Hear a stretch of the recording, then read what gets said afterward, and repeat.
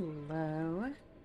This is Talion Trevere back with I Was a Teenage Exocolonist. So, things are getting a little bit intense. Hello, Otis Buns. Welcome to the stream. Yeah, I hope everyone's excited for whatever the heck is about to happen, because our colony is on the brink of starvation. Well, 14 is gonna be my year, though, right? It'll be fine, I'm sure. Hashtag hungry. Yep. Well, let's get right back into it. We'll be fine, right? I do think we're, like, not at the point yet where, you know, my decisions can potentially cause a bad end or anything. I think we're gonna get through this somehow. The adults will probably figure something out. I don't think it's all hinging on 14-year-old Solana, but I don't know. Who knows? Oh, things are not going well. You should drink water and get lots of sleep, your mom tells you. Family back on Earth is a fact of life. We were lucky in this compound. That's what made us a target for attacks. You have to learn how to manage your hunger, because you won't always have enough food. She gestures widely with her arm. Even here, in paradise. That's interesting, because obviously famine is a fact of life here on Earth, but it's not something that the average person... Well, I mean, I guess it depends what you consider the average person. There are definitely many, many people in the world who are facing starvation. The point I'm trying to make is that it sounds like she specifically and, like, their previous society had to deal with that. So I'm just, you know, curious about the details of how these people used to live before they left for outer space. Interesting. I spot your dad poring over some plant samples. Never should have wasted my time on those beans, he grumbles. I thought for sure I'd check them over and over. Sighs and scrubs his face. Too late now. It kind of sounds like they are refugee-ish rather than just colonizing for the sake of colonizing. Yeah. Very intriguing.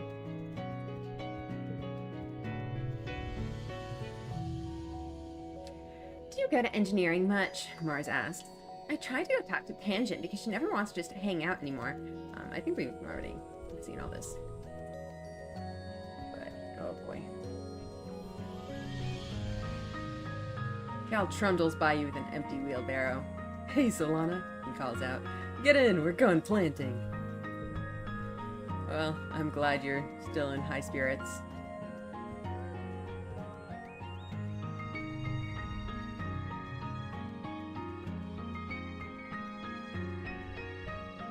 Oh yeah, she did mention that she needs more food. Oh, that's concerning. Oh. It is interesting that they never noticed the side effect of the pixie beans. How much can they simulate about future plant side effects? Yeah.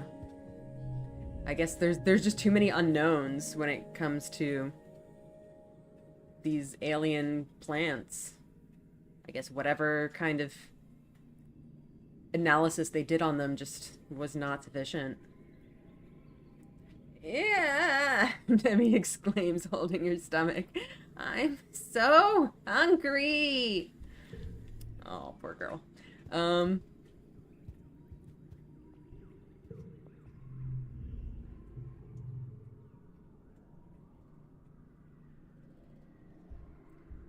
Yeah, lots of interesting stuff happening. Okay, so what are our options? If we want to try to help with the food, yeah, the mood in geoponics is tense.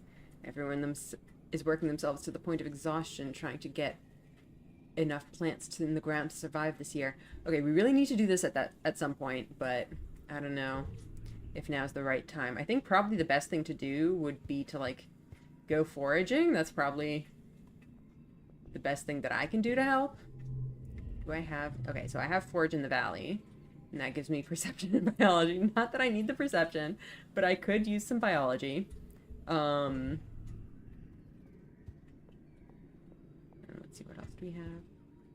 Physical skill increases reduced by 1. I wonder if I should try to focus on non-physical stuff then. I mean, if I am getting biology out there, then... you know, that's not physical. But I think... I don't know.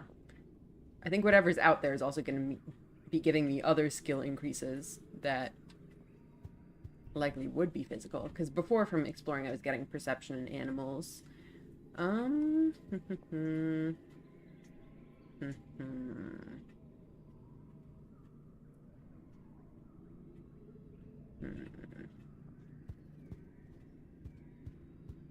Our physical stats are already pretty decent. Yeah, we definitely don't need an increase. What should we do?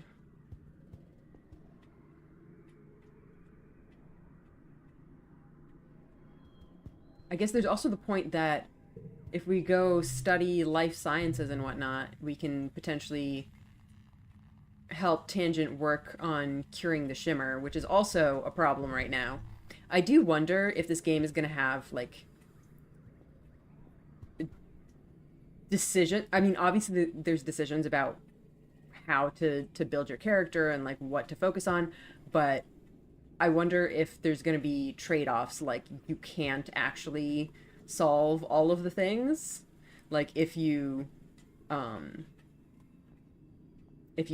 manage to cure the shimmer, or rather, if you do and spend your time curing the shimmer, there's going to be other, like, things that you can't prevent, and that, like, there's just no way of preventing on that route. But, like, if you don't do that, then, like, the shimmer doesn't get cured, and, like, your dad dies or whatever. So there's kind of moral decisions in that, I guess. But, yeah, obviously if you know about the game, don't tell me any details of that. We'll figure it out as we play, I suppose. I guess let's go foraging this time, just see what happens.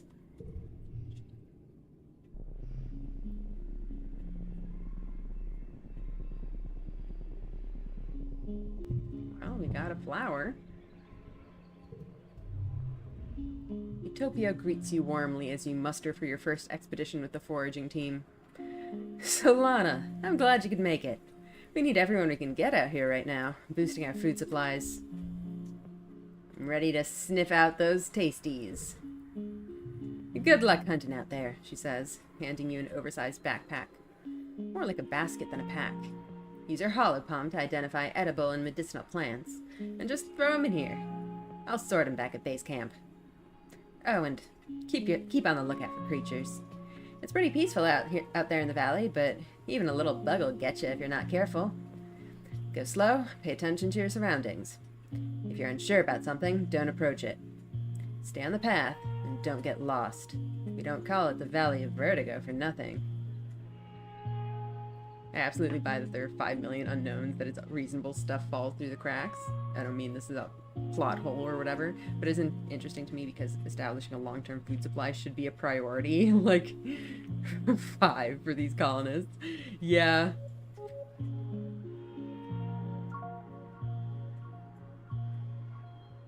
Yeah, well, I mean, I think they were doing what they thought was as much as they could. And this sort of adverse reaction simulation really should be what they're having their fancy AI crunch the numbers on instead of running classes with kids. Yeah, I don't know. I imagine they did do whatever they could think to do, but there's just... you can never account for every possible variable.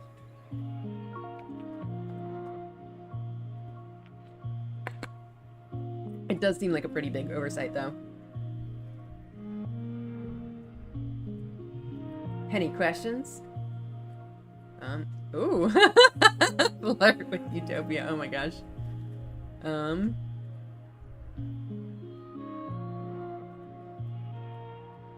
Definitely the lost cough of their soil with an unexpected wrench in the works. Oh yeah. Yeah, they're definitely scrambling. Um,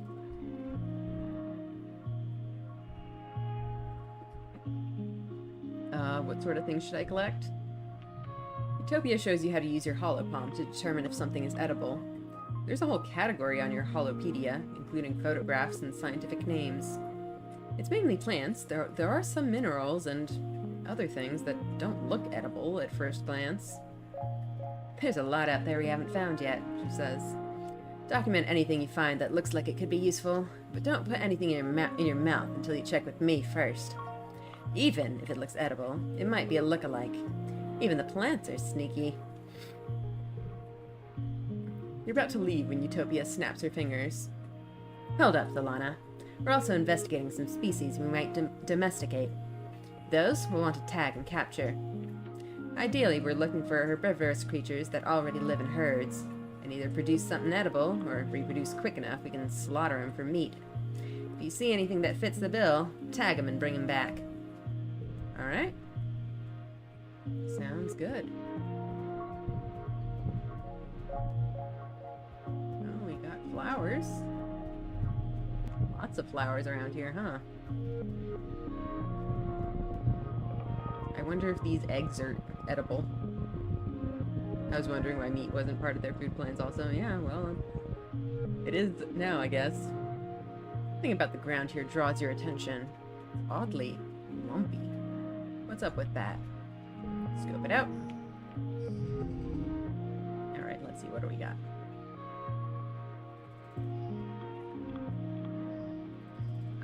This one actually is probably good in your, like, first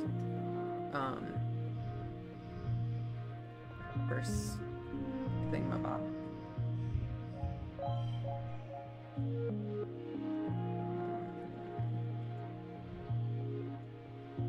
You could do, like, a 444.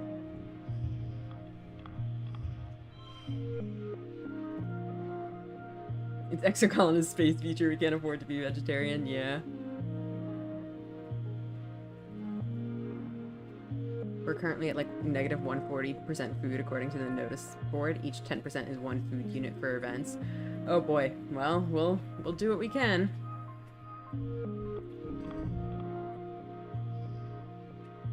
Okay, well, sports ball. Ugh. Sports ball's not gonna be great for us right now.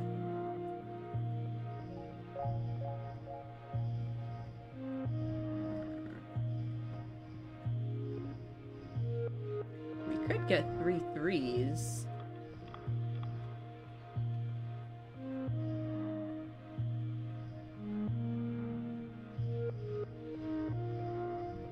I guess we might as well. We don't have really much better to do, although...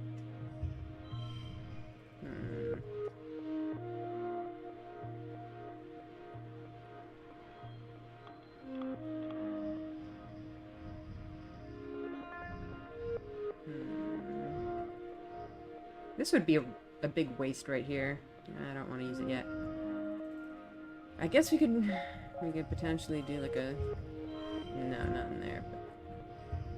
But we could do a sports ball, but that, you know, that breaks these threes, but...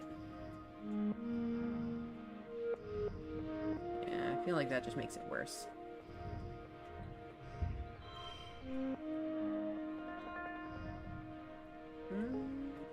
That's an option. I do kind of want to keep my best cards for the next round. We'll try that. Ooh. Goal 45, though. Oh.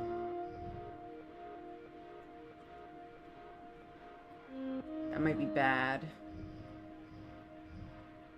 Well, we do have a bunch of items.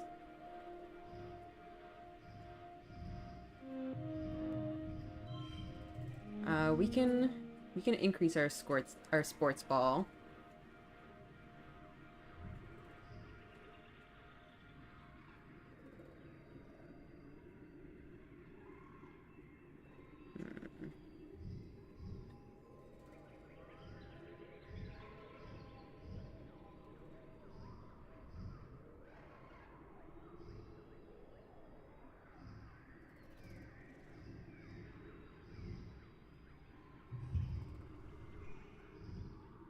guess we should increase our sports ball.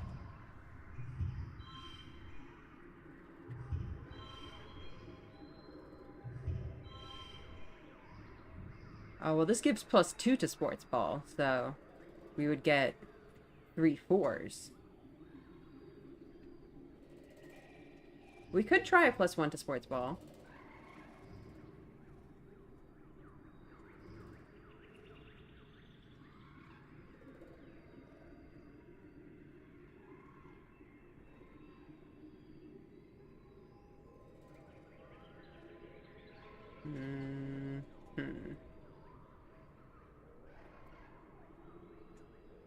Except if we change its suit, then it's not gonna... Yeah, exactly. And if you change the color, it loses a point. Yeah, I don't know if it's better to have 3 4s or 4 3s. I think I'm gonna go with the log. That's not what I wanted to do. Come on.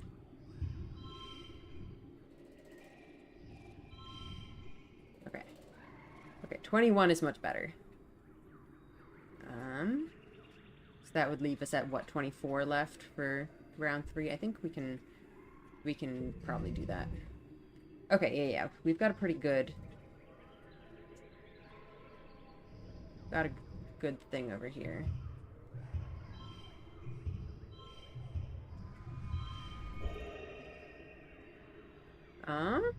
Dang, 39.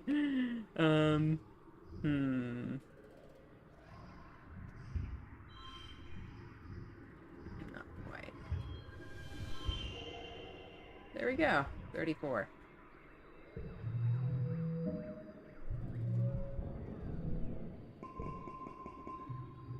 Whoa, it's a Watato minefield. Underground, the recent rain has swelled the young melons to bursting. Better watch where you step, or you'll end up knee-deep in Watato juice. The good news is, they're tasty. Large one. They're so dang heavy, the calorie-to-weight ratio isn't optimal. Most are too young, but you find a ripe one. Dig it up and roll it back to the depot. Yeah. Hi, little guy. A curious bricky blocks your path. It's acting strange. It keeps scurrying up trees and hanging upside down to get a different angle to look at you, then dropping down when you try to pass underneath. It may be small, but it's at least attempting to be intimidating. That must mean something. It's not interested in your pet Ricky, it's interested in you. Even Riki Tiki looks unsure and hides between your legs.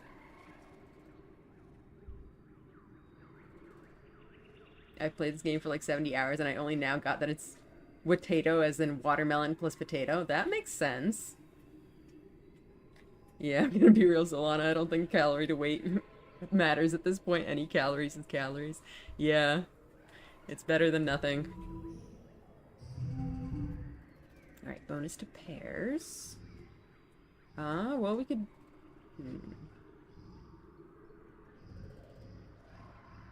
I do think playing this one in the first round is good. Because that turns into a 4, right?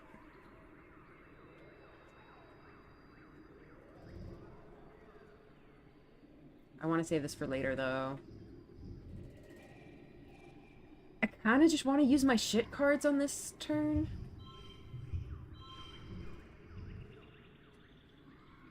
That's like nothing, but I feel like it'll be better for next turn. Because I have this and this. And I'm likely to draw more gems as we go.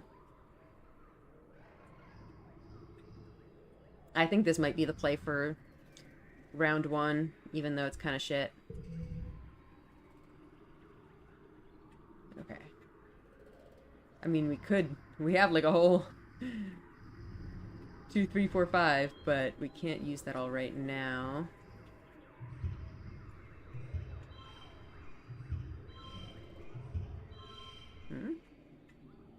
That's pretty decent, I think. Let's go with that. Oh, look at all these gems. Beautiful.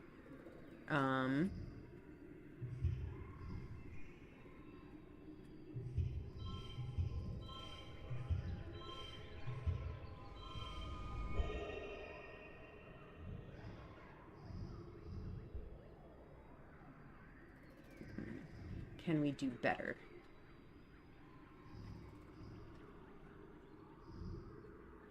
Well, we can put the blues next to each other.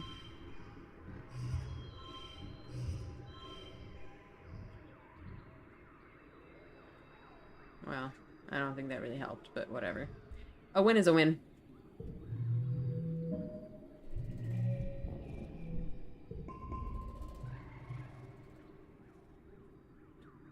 If Ricky runs up your leg, it's a giant spider thing and it's got weird tentacles and get it off! The urge to dance around and shake it off is almost uncontrollable, but you manage to keep your cool. If Ricky tastes you with its tentacle feeler legs, but it doesn't look interested in causing you harm. It pokes at your backpack, trying to get in, and then gives up and scurries off.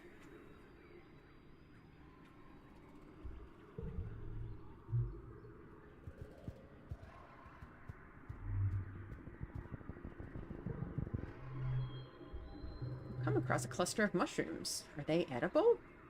There's only one way to find out. Well, there are a few ways. If you're not a coward.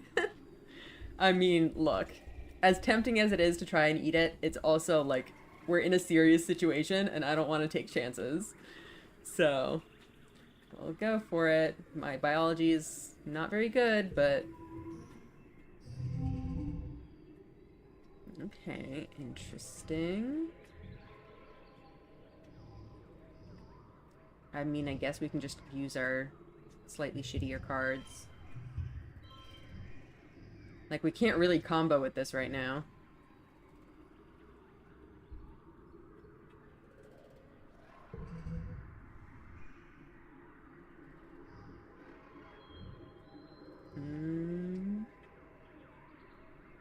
Could do something like that.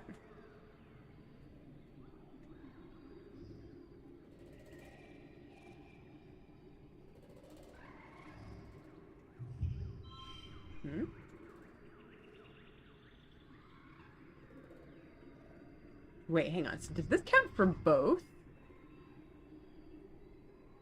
Yes, straight of 4 and 2 of a kind. Huh. Interesting. I'm kind of scared for next round, though, because I feel like these are some of our better cards. Alright, what have we got? I mean, we can still do a 3, 4, 5.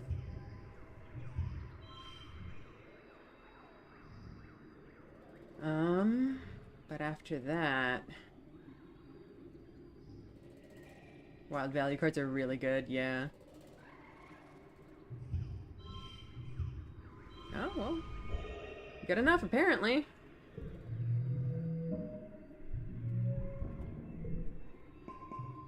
You determine that these mushrooms aren't only poisonous, but explosive as well. You mark their location down on your hollow palm so other foragers know to stay clear of the area, and Utopia brings you a few kudos for good scouting. Heck yeah. Ooh, we're almost at full stress. We should go home soon, yeah. Yeah, this is gonna be our last one. Let's maybe try to run around a little bit more, and... That looks like potentially something edible. And it's like in its own little nook, so... You find a trippet. A large, tasty, plant? Kind of? You've heard it's sort of like an animal, too. Like a lot of creatures on Rotumna, it defies classification. I hate that there's, like, veins on these things. That's, like, so creepy looking. It looks too fleshy and weird. Whatever it is, it's huge. It's practically taller than you are. Well, if we already know that it's tasty, then we better get some. You start breaking off some of the freshest and youngest looking shoots. The plant shudders. Analyze. Okay, 1 to physical cards. This card gets +2.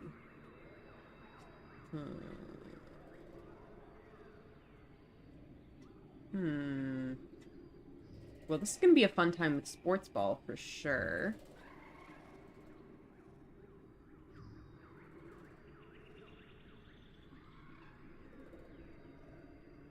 Except all of our stuff is really, like, over...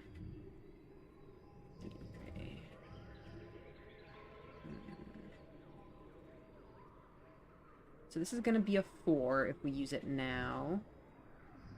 And I think we probably should. We can use it as a 4 or get it to a 6. So we could do a 6-6, potentially.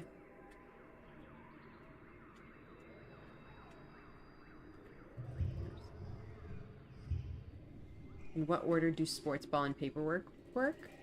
I think sports ball overrides other things. So, like, if we... Well, I guess that's not really a... Yeah, see? So that goes down to 2. Yeah, it is unfortunate.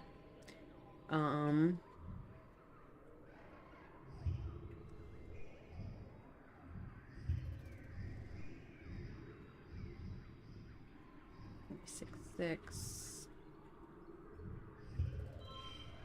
You could do something like that. Okay, 22 for your first round is kind of insane, actually.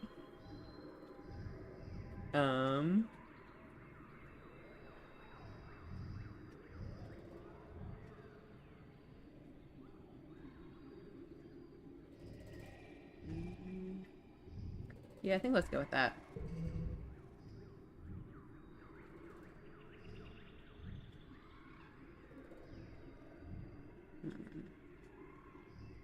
Interesting. We could get a whole bunch of 4s. So if we take like this, for instance.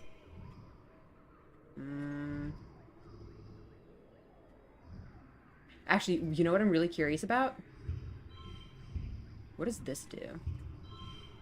Huh. That is intriguing.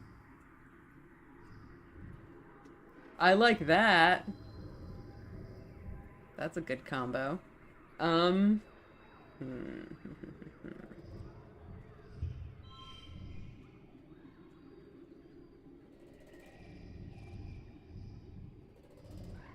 Honestly, I kind of wish this didn't have a +2 so that I could just do all 4s. I don't want to waste this on here.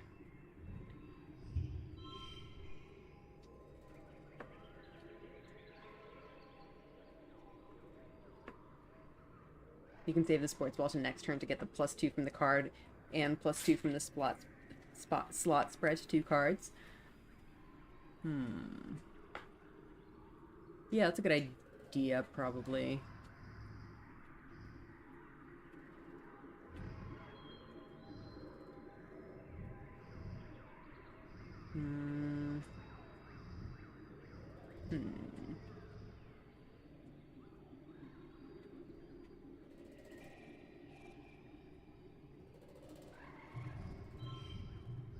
Wait, let's see what else we got. I think I might go with my original thing. Then I can save this one for the last round, and I can... I don't know if it's worth saving the gems, because there's no guarantee I'll pull something that takes advantage of the gems.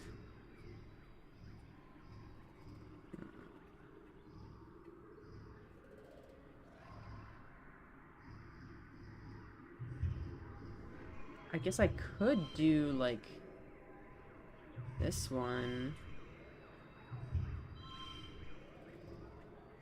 And then I get the bonus for this, too.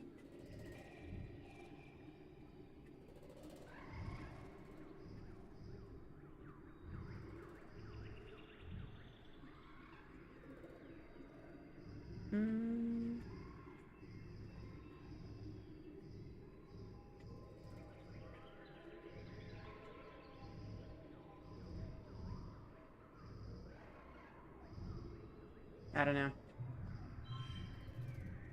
Also, like, I know I don't need to optimize everything, but, you know, it's fun to figure out. I don't know.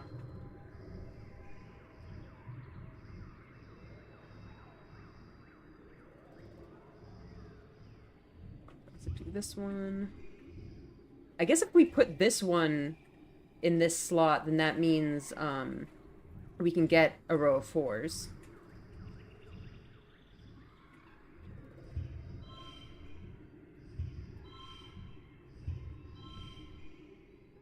I think I might actually go with this one. Whew, card there becomes 5.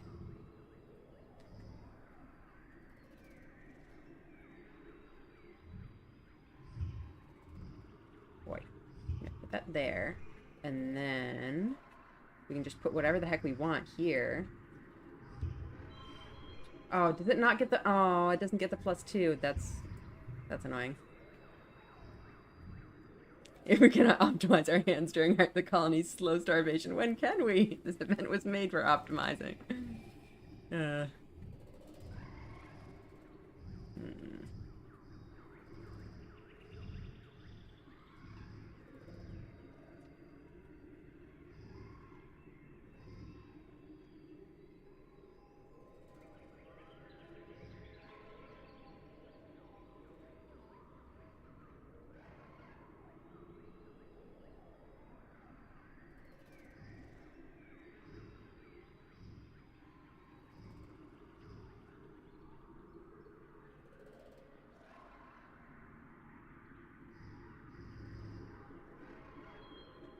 This one is kind of annoying because it's a 6 that turns its neighbor into a 5, and it looks like that's the kind of the maximum.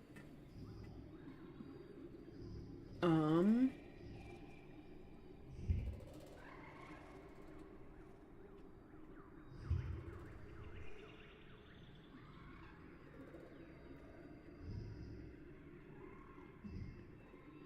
how do these interact? So this one I can actually turn into that. We can turn this one into a 5 and then have a pair of 5s.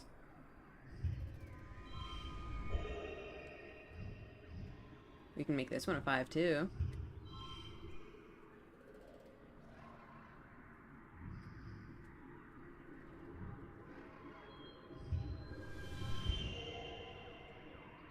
Alright, well, it will do.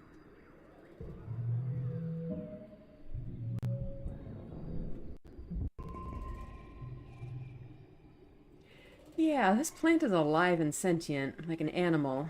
It's definitely not happy that you're ripping its limbs off. It's hard to tell if it's in pain, really, but you'd say discomfort, at least. All the same. Oh, don't make me do that. I feel like we need to. Like, we're starving. We need food to live. I don't want to do this, though. Oh no. I mean, we gotta do what we gotta do. I mean, you can at least, like, harvest a little bit of it and, you know, don't kill it, but just harvest sustainably. Like, it still sucks if this plant can feel pain. Oh no. Oh, I hate that.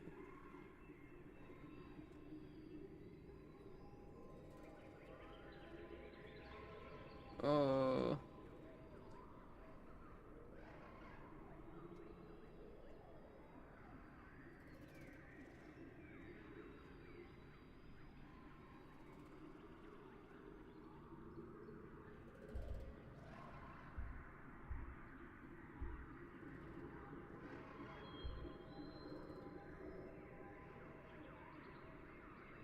I mean, if it was, like, just an animal, would we be okay with just ripping its limbs off? I mean, in a normal situation, I definitely wouldn't be. But if your survival depends on it, then your survival depends on it. I'm sorry, little guy. I really hate this. But I think we have to. I'm sorry. It keeps shuddering. You hear a low, long whistle and realize it's coming out of the tripet's holes. The Like a very quiet bagpipe slowly contracting. I feel like it's gonna like shoot something at me and hurt me. I think we should back off.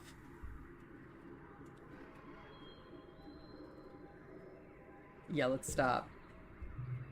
Stop harvesting the trippet stalks and let it recover in peace. You make a note on your map of where it is, but oddly, you never find it again. I guess it ran away. That plant is out of here. You're too worn out and tired to continue. You have to go home now.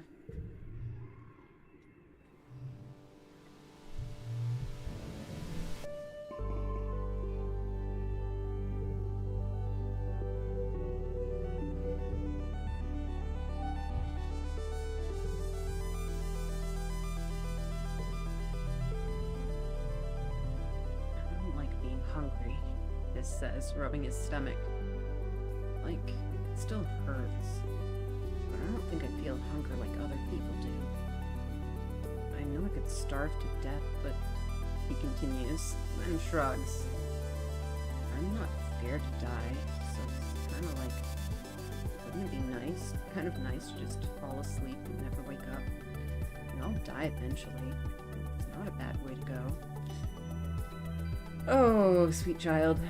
Oh, no.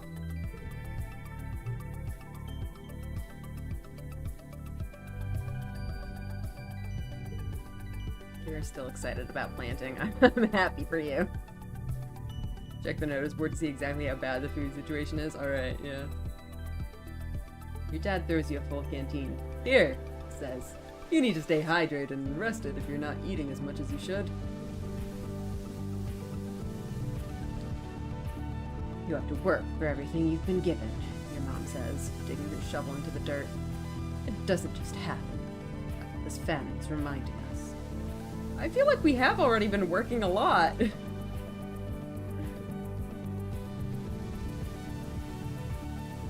I'm so choked that there's not going to be a Vernalia festival this year, Mars complains. Look, just because we don't have a harvest festival doesn't mean we can't have a party. She sighs and twirls her hair around her finger. Look, it's literally the only culture we have on this stupid rock. Can't we at least pretend things are okay? I mean, I agree that it's good to keep morale up, but... like... if the party involves lots of food, I don't think we should waste food on party.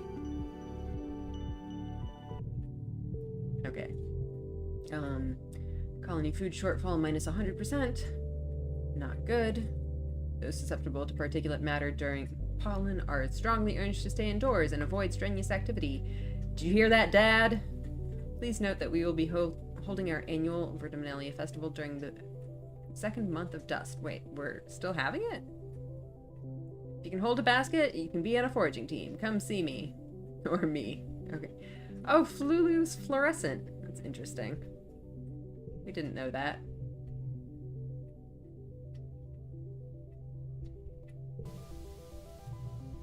Alright. Well.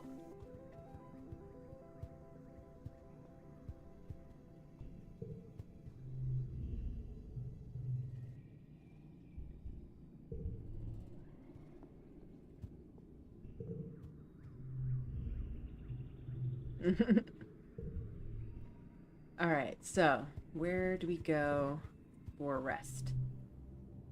Is the question. I guess just relax in the lounge? Yeah, sure, let's relax in the lounge. You sit at the window and watch people hard at work in geoponics. You feel a little guilty putting your feet up when everyone else is working so hard, but who could blame you? The famine has you so stressed out. Maybe you could help out next week. Or you could join a foraging team and try to bring back some food. But next month. You can't summon the energy to do that right now. It kind of makes Solana stand out, being the only colonist with an actual name. Should have named her Solar Powered.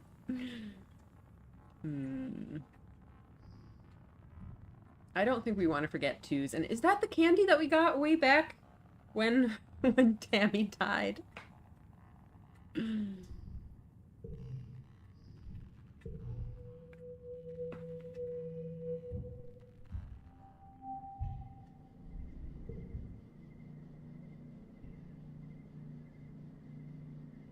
Alright.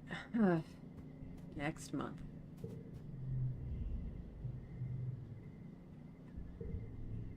You're still talking about your stuff. You're still hungry. So are we all.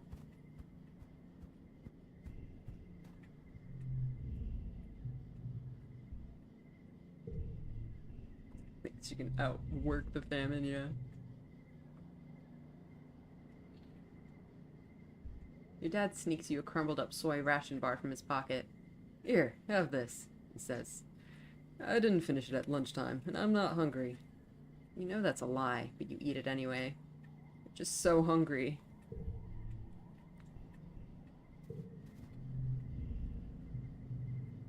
I've been foraging a lot, Diz says, hitching his bulging backpack up on his shoulder.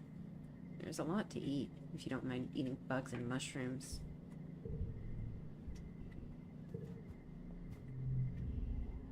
Spot Cal kneeling in the dirt, digging up root vegetables and frowning. Yeah, they're not doing so well. Oh, well, I got a flower. Mars scowls over her homework. Faith biology, she sighs. This is so dumb. There's only one kind of biology I care about, and they don't cover it in school. Yeah.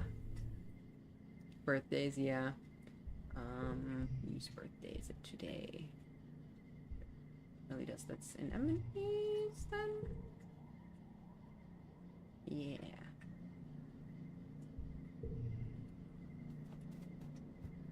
Birthday. Well, happy birthday. Have an egg.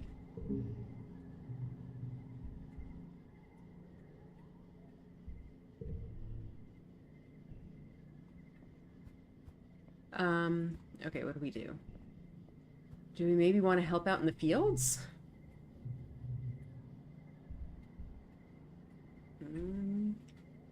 Let's try exploring the xenobotany lab, because then maybe we can find some... Maybe we can find some plants that are better sources of food. Hey, kiddo, your dad says, looking up from his work desk where he's dissecting a huge bell-shaped flower. You hand me that separator. I've really got my hands in things here. You hand him the tool, which he uses to wedge open some sort of weird doma-like opening inside the bell. Gooey purple nectar oozes out and pools on the desk. Whoa, he exclaims. I thought I'd trained this little beauty. Can you get a towel, I guess? Can I offer you a nice egg in this trying time, yeah? You help him mop up the flower juice. Yuck. Sticky and smells like rotting vegetables. When you're done, he looks at you with pride. You know, I've been thinking of getting one of the kids to come help me out with researching the native plants, he says. You think you might be able to break off some time to help your old man in the lab? I know you've been studying biology, he adds. It's not as glamorous as gene tech research with instance, but it is important. He grins. Let me talk to your mom about it tonight before you go telling her. She's not a fan of alien plants, you know. If it were up to her, we'd fill these greenhouses with earth plants and nothing else. But there's gotta be more on this planet that we can cultivate. If you find any cool plants while you're exploring, bring them here and we can take a look at them. Alright, speaking of finding stuff while we're exploring, there was... Where was it that they said there was some sort of fungus that we can use to help with the shimmer research?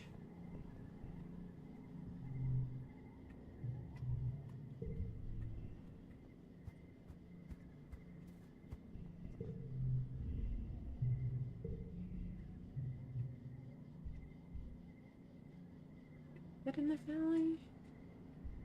I don't remember. Shimmer research fungus samples are in the valley. Okay.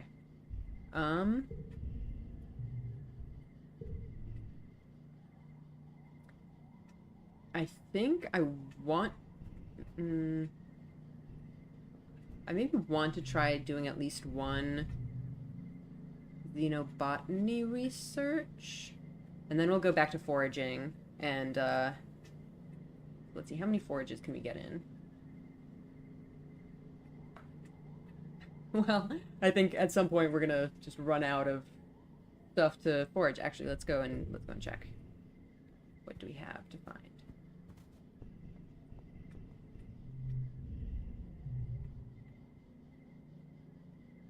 Okay, 11 events, 7 collectibles, boss event. So I think that'll be like 2 more sessions of foraging, probably.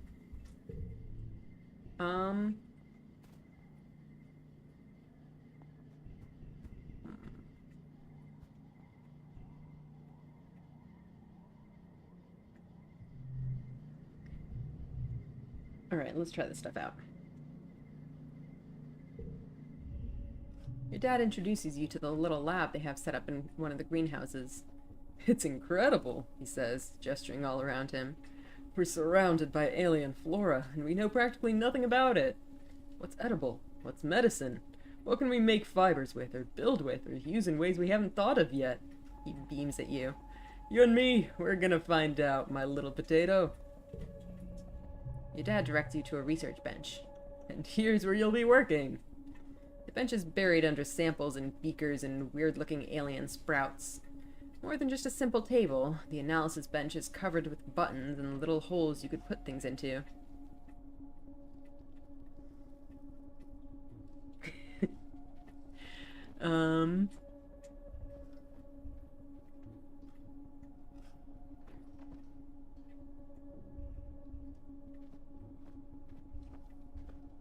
I'm really tempted to stick something in a hole. Let's find the on switch, I think. There is no on switch. Yep, you looked everywhere. I guess stick something in a hole. You put one of the seedlings into a small slot on the table. A little door slides shut, then reopens. A loud brrr noise startles you. Oh no, you broke it! Your dad laughs. Nah, just kidding. You're fine. Good instincts, kiddo. I mean... Okay, well, we did something. I don't think I want to press buttons at random. So maybe that's enough for now? How about, Dad, maybe you tell me how to work this thing? Go ahead and mess around, your dad encourages you. You won't break anything. Okay, if Dad insists, I press buttons at random. You mash all the table's buttons until... Yo, yo, yo, kiddo! It's congruence! The friendly ship's computer beams at you from her own hollow screen set into the bench. Of course she's here. She's the guardian of all knowledge in the colony, after all. You wonder who she got yo, yo, yo from. Your dad laughs. Don't tell anyone, but congruence is the real brains of the operation, he confesses, though it's not like it's a secret. She'll make sure we don't do anything super dangerous, which means you and I get to focus on experimentation. If you follow the rules and stick to what you already know, you won't learn anything new. So, don't be afraid to try stuff. Alright. You bring your mushwood samples into the lab. You're going to study these and revolutionize the use of mushwood lumber. Maybe. Oh, we have to have specific cards for it. Alright, study this mushwood. Oh, and it actually takes... Oh, it takes a collectible. Huh. Oh, no, okay. It's not that it required that card, it's that it gains the card. Sorry, I misread that. You examine the mushwood under a microscope and take notes on its cellular structure. Part of the reason it needs to be harvested and wet is because the cells get so saturated that they lose structural integrity and turn into, well, mush during glow. Studying the exact process by which the cells take in water leads to a breakthrough. It might be possible to hack the process and stop the mushwood trees from taking on too much water during wet. If they don't take on as much water, they won't take as long to dry. Okay, we got some colony defense. You should be able to develop a spray that the loggers can apply to the fruiting body of the mushwood, the part that sticks out above ground, to close its pores. Reducing negative pressure in the body should stop it from pulling so much water from the mycelial network underground. This is great! Logging will be so much more efficient now. Alright. Okay, what do we got? Bonus 2 pairs. Well, we have a whole lot of 2s. I don't know how well that's gonna work for us. Oh, so close.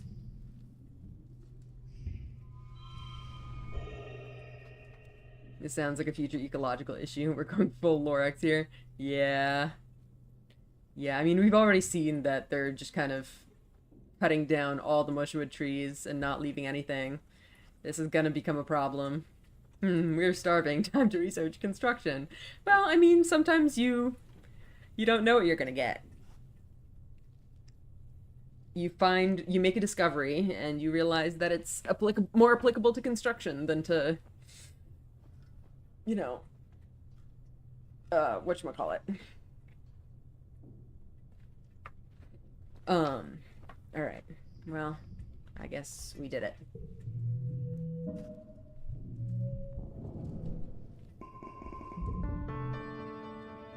It's time for Verminalia, the yearly midsummer celebration, when the colony gives thanks for its good fortune. Well, it would be, but as you file into the main square, you can't help but notice that the feast table is nearly empty. What Anne lacked in resources, she made up with care. The dishes are lovingly plated. Soy cakes glisten, steam rises from buns stuffed with mince, and there are great pitchers of vegetable broth rendered out from even the most inedible food scraps. And there's a neat stack of sugar cubes for dessert. Whole sugar, what a luxury! In an underwhelming feast, that'll be the highlight. Governor Udicott's welcoming speech this year is short. Her frail body trembles as she welcomes you all to Verminalia with a dry, whispery voice that has to be helped off stage. Like all of you, she's been feeling the effects of the famine. Everyone clears away the chairs for the annual competition. Which one do you participate in this year? Well, let's go. Com adds something new every year. But no one's really at their best given the rationing. Running around sweating in the hot sun seems like a luxury nobody can afford, even you energetic kids. The spectators listlessly wave fans as Com announces that this year's edition will be thumb wrestling. Last 30 seconds against Com, or get a time penalty. Nemi's face falls. No fair, she exclaims. Com's the shipwide thumb wrestling champion. He talks about it all the time. He's the worst. Com just shrugs and blows his whistle for you to get into position. Alright.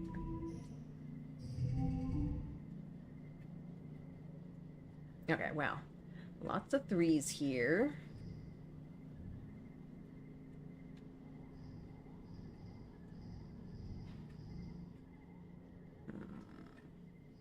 I think I might just go for these 3.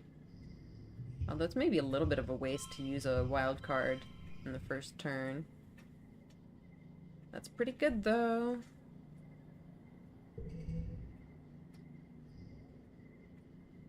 And this one we probably want to save. What about if we just do a... Oh, god damn it. No, go away.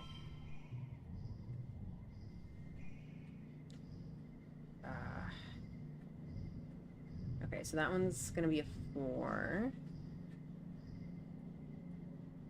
So we don't have a 3 then.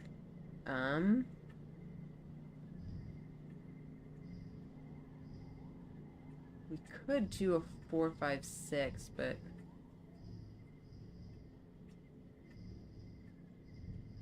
seems like kind of a waste to use these cards now.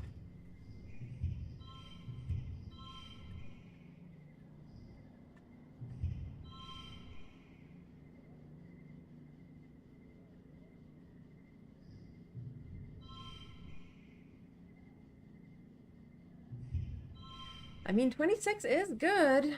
Well, we're kind of counting on our next draw to be really good. Well, goal 16, I think that's pretty doable.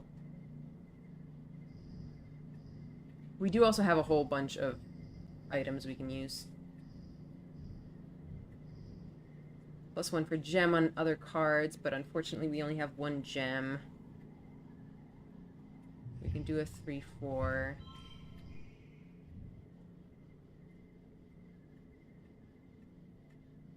We can do a 2-3-4 even. Or a 1-2-3-4.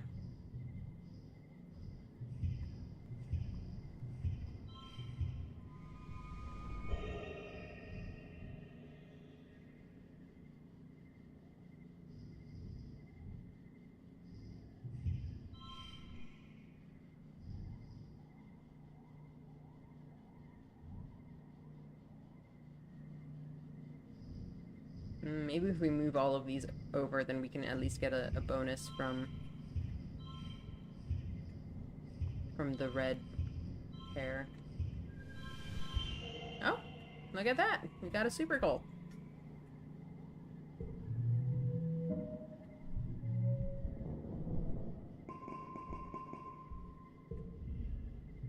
You don't beat Calm at the thumb wrestle. Nobody can. He's the best. But you do manage to hold on through 30 tense seconds of maneuvering and fake-outs and double fake-outs. The man is a master. In fact, the things you learn from Calm in those 30 seconds can be applied to the bot you have to wrestle at the end of the contest. You wonder how you never noticed before how much of bot wrestling is finesse, not just brawn. You win handily. Nemi whines at Calm for being unfair, but she still takes second place. Alright, we got popularity. After the festivities, the whole colony takes a few days off for a break. Well, except for geoponics, and the foragers, and the kitchens, and everyone who uses their break from the usual work to help out in the places that didn't close. Okay, it's not really a break, but you try to take it easy anyway.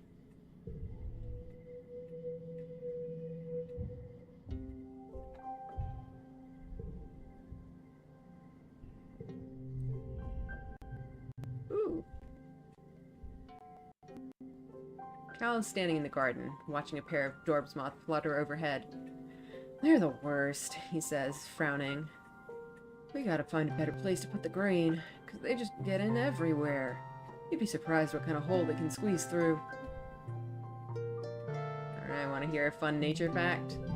You tell him about the time Tang brought a skunk bug for show and tell in biology, and it got scared and made the worst, most smelliest, grossest stink you had ever smelled. And everyone thought Tang had farted. Then Professor Hal had to clear out the whole room, and it took weeks to get the smell out of the bean bags, and it was so gross. But also kind of neat, how such a tiny bug could make a whole room of kids run away. Hal laughs. I remember that, Solana. Except the way I heard it, it wasn't Tang, it was you. Well, busted. You spot Cal heading towards the barns at the far end of the farms.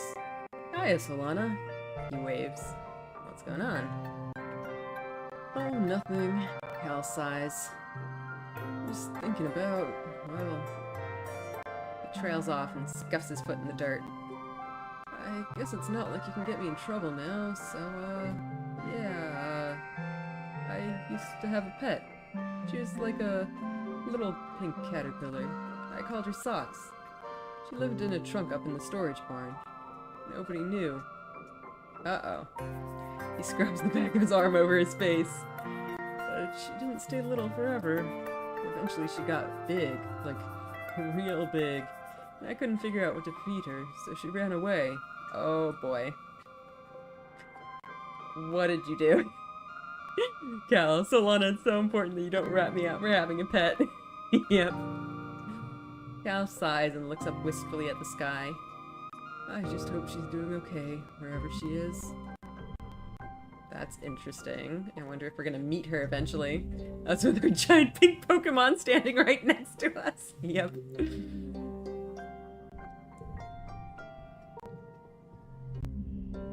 Dad is looking a little gaunt. There wasn't a lot of weight on him to lose in the first place, so the rationing is hitting him harder than most.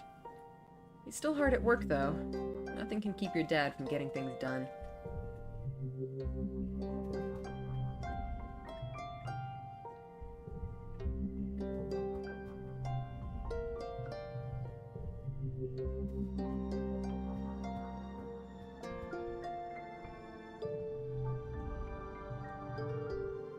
Mars clutches her stomach and acts faint. I'm starving, she whines. Don't they say that I'm literally wasting away here? You would offer her a protein bar, but she'd probably just complain that she's been reduced to taking charity, so you just keep it for yourself.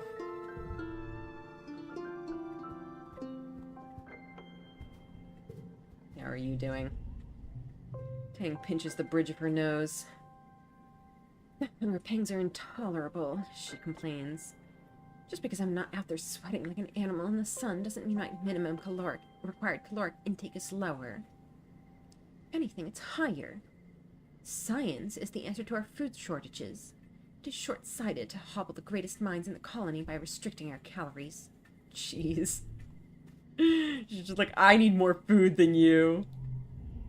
You find Nemi in the sports ball bleachers, intently focused on her hollow palm. She looks frustrated by whatever's on it. What's up? I don't think we've ever seen that face before, jeez. I don't know what to get Con for his birthday, she grumbles. I have to top last year, when I made up a sports ball trophy and gave it to him. She turns off her hollow palm. I'm just running out of ideas, you know?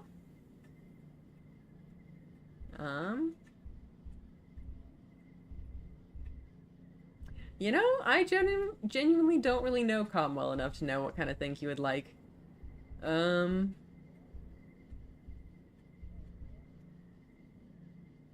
Right now, Solana and her dad are the ones doing the food-related science. I'm not sure what you and Instance are up to. Yeah.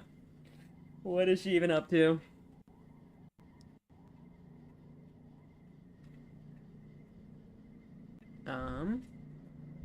Let's see. What would he like? I mean, I guess we can ask her. What kind of stuff does he like? Nemi shrugs. I don't know. Cool stuff? Like sports ball and defense squad stuff? She smiles and rubs her nose. He's the best brother. He always plays with me and the triplets, even if he's zonked from work. And he never gets mad or teases when I get in trouble. He's just like... Nemi sits up straighter and squares her shoulders, imitating calm.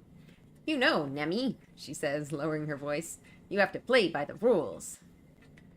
Nemi picks at a blue scaled scab on her knee. I love him the most out of anyone here. I just want to get him something good.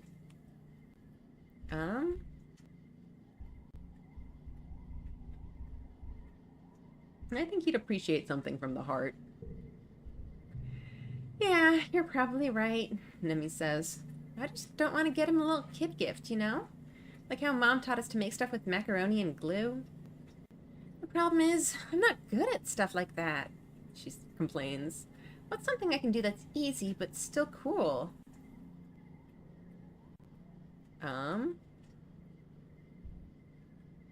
Would a friendship bracelet be counted as a little kid gift? I think it's cool. But a friendship bracelet. Nemi snaps her fingers. That's right, she exclaims. Cal knows how to make all kinds of knots, so he can probably help me figure out a pattern. She beams. Ah, this is a great idea. Thank you, Solana. Hey, Squirt. What are you doing up there? You look down at the pitch, where Com is standing with a sports ball under his arm and an easy smile. Is this knucklehead bothering you? Nemi gasps, then laughs. Com, she whines. Solana's my friend. We were just talking. Com drops the sports ball to the ground and rolls it under his heel. I'm getting the team together to run some drills. She can come too. Nemi looks at you hopefully. Sure, I could use the practice. Ugh, nothing.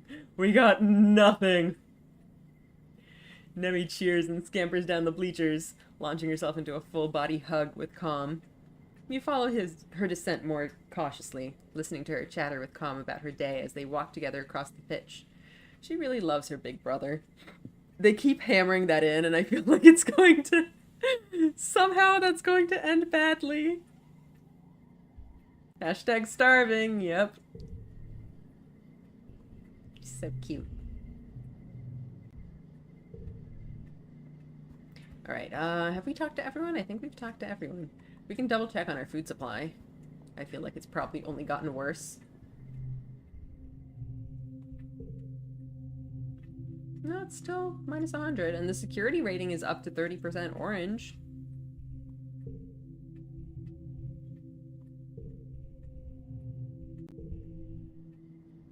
This, or maybe I missed that. I think we talked to this. We can check, though.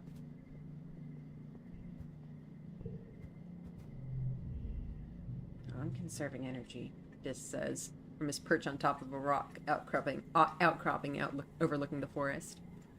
Humans aren't used to going hungry. In the wild, animals die of hunger all the time. It keeps the food web balanced. He rubs his nose. Maybe we're just supposed to die here. Not so bad, if it's what we deserve. Jeez.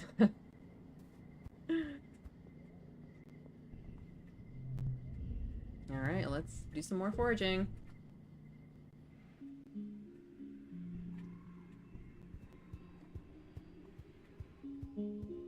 So far this place seems pretty linear. But we'll see about that.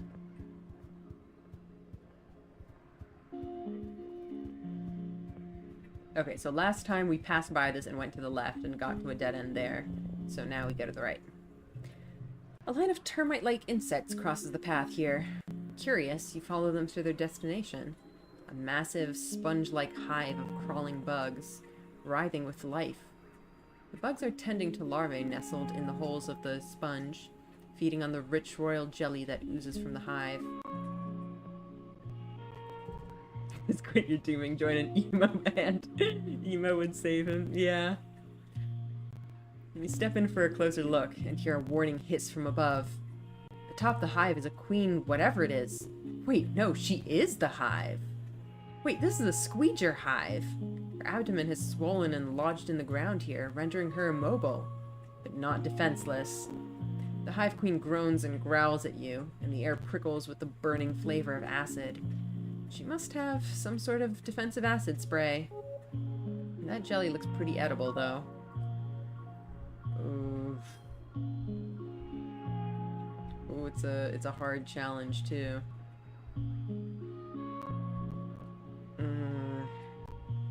I feel like we're gonna regret doing this, but we need to try and do as much as we can. 79. Oh boy.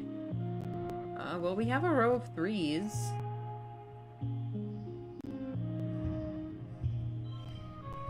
Let's try to do that for now.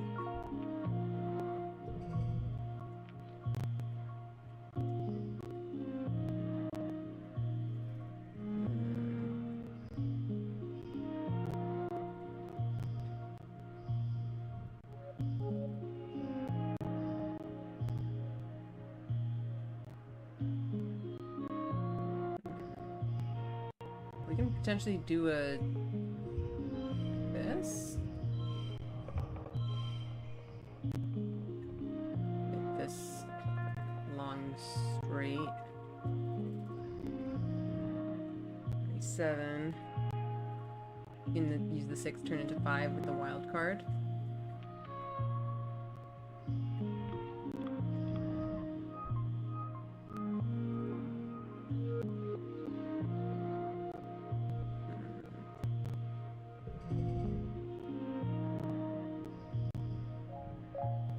Oh god, we have to get 37 here. I think we're gonna have to use some items. I'm gonna have to use some items.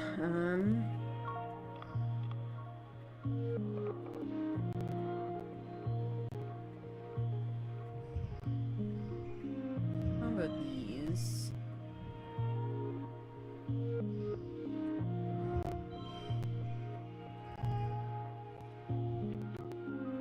You're boring on the last turn of a hard, dastardly. Yeah, it's pretty bad.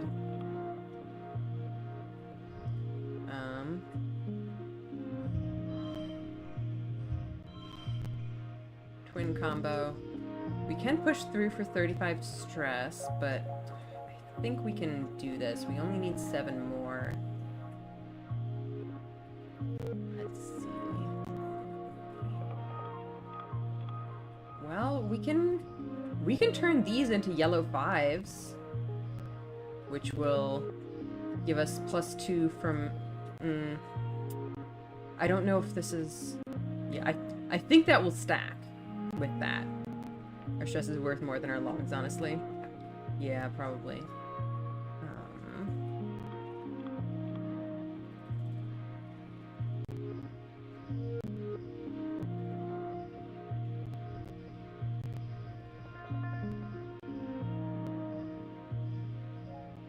+2 from that, and then...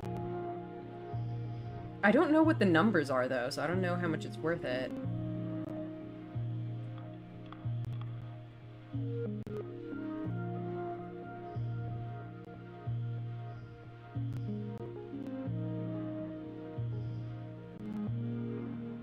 So if I use these on both of the other two, we get 4 5s in a row, which I think should be pretty good.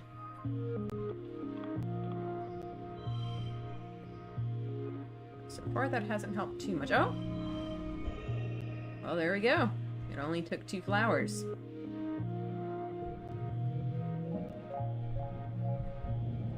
Plus 20 kudos, dang. Get in there and squeeze out some jelly from one of the Hive Queen's many holes, somehow managing not to get sprayed too badly by her acid. Some lands on your arm and the back of your hand and sizzles briefly, but you manage to keep your calm long enough to escape with your bounty. It's a good card, too. Oh, that's right, we got bonus kudos from the popular status, holy shit.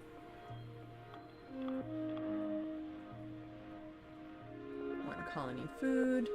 Alright. Looking good.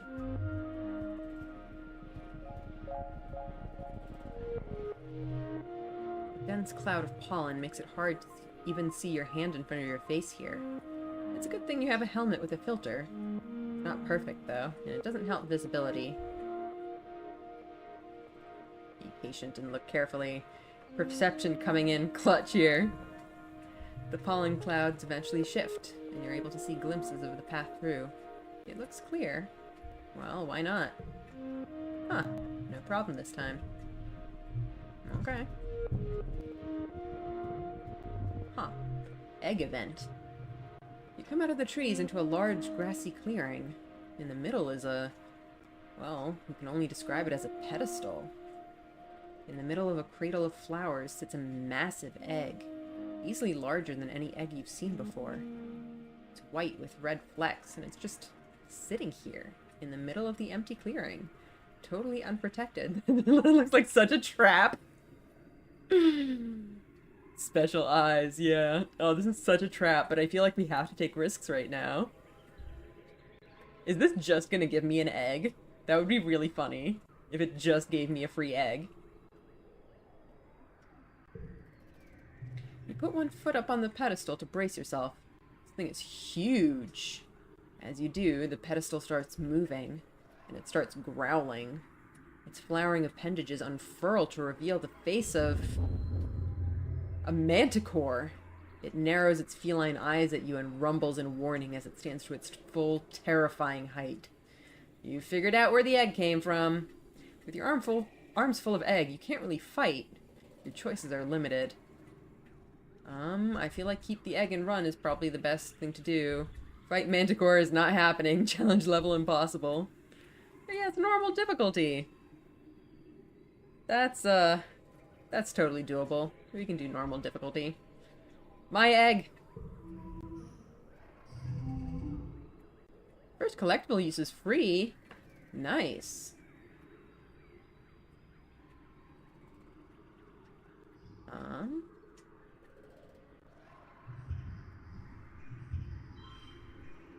I think maybe let's just do that. Hey, 21 already on the first turn. Not too shabby.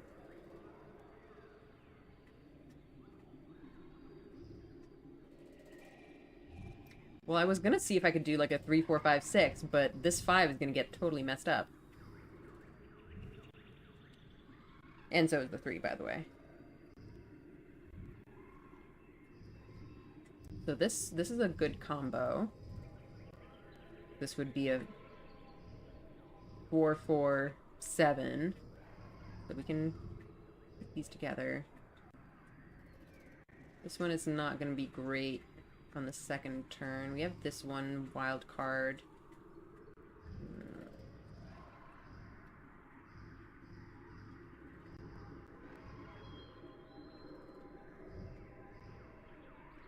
Kind of want to save these ones for another turn. see if we can get more gems, but I don't know if that's gonna happen. We do have a lot of gems in our deck, so...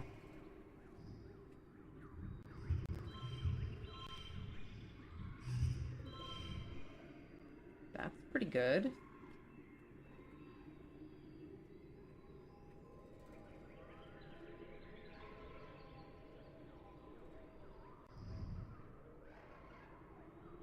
I think that'll have to do. Oh, we do have free collectible use, so we can potentially... I don't know if we want to mess with that. Well, I don't think that'll really get us much on this turn. Oh, look at these 6s. Oh, and this is also +1 for each gem on other cards, so we can get that up to a 5. We can get a 4, 5, 6 going. Another 6. And then just a 1 for the fun of it.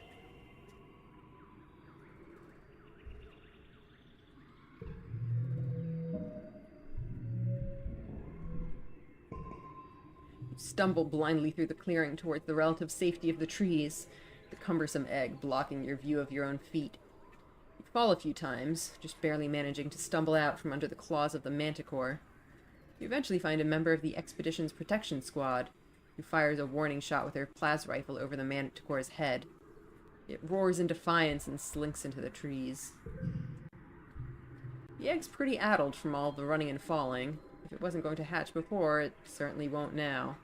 You get a shit ton of kudos for it, and it's super tasty. And it did give me an egg! Well, we got 1 colony food for it, I guess. So many kudos, goddamn. I didn't realize I'd be getting so many kudos from this. I'd kind of given up on the kudos, to be honest.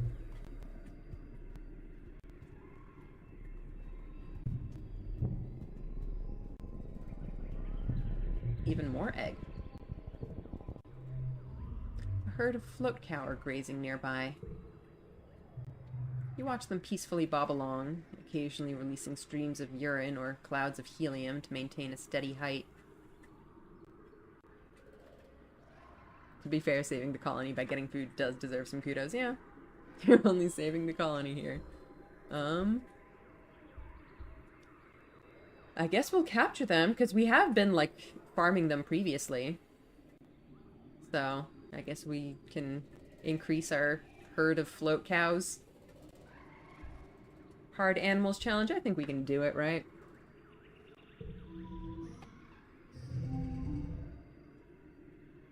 It's +3. Interesting.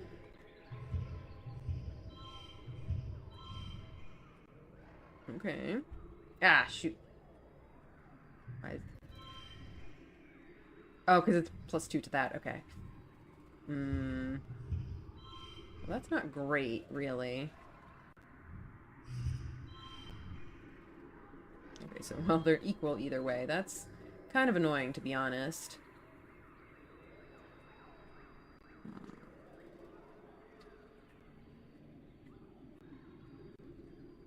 I guess we can sacrifice the reds. Oh, god damn it. It needs to be a physical card. Well, I guess that's fine.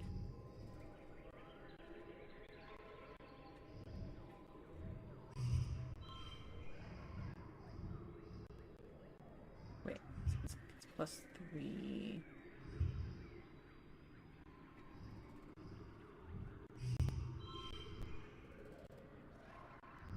Well, a little bit of a waste of that card, but I think it's okay. Okay, we have wild value. We can have a 6/7.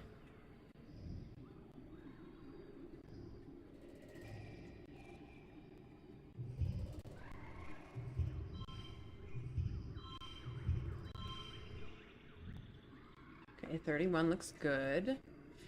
Unfortunately, that does take both of my gem cards, which is not cool.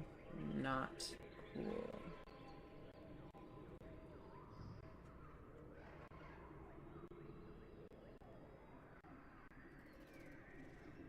Worth it for the straight. Probably. I guess we just hope that we get more gem cards. And we did not. Very unfortunate. God damn it. Stop it with the boring.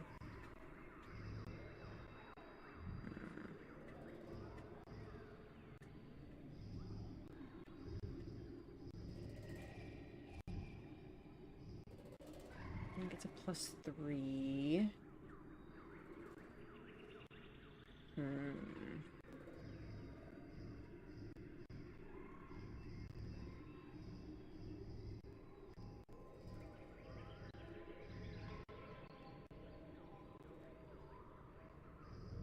You can use a collectible to entirely redraw your hand if it thinks it's terrible. That is a good point. I do always forget that we have that. And we also have one to draw a card. Okay, let's see.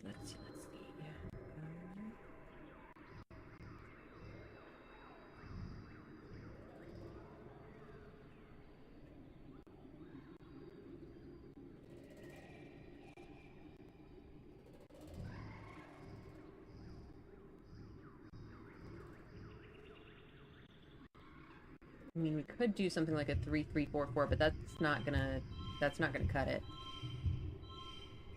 That's closer than I expected it to be, though. Oh, I totally forgot that this gets replaced. Okay, never mind.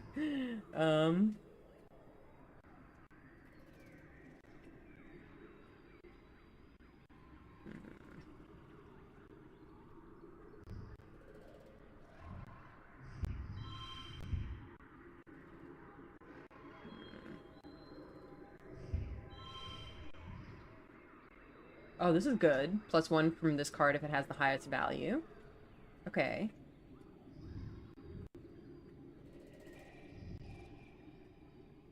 So maybe I do want to keep that there.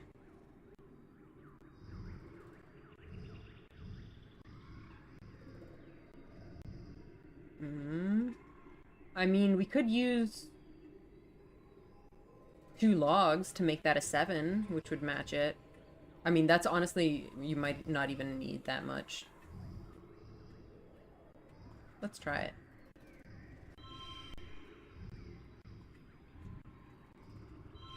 Oh, come on. Oh, shoot, I'm a dumbass because it... Oh, shit. Because it messes with her bonus. No. Well, you know what? I'm literally 2 away. I think if I could, like, put a 2 on her. And then she would be the highest again. Oh no, I messed that up. Oops. Do we use another log? I guess we can use another log. Alright, well. It was a little awkward, but we did it.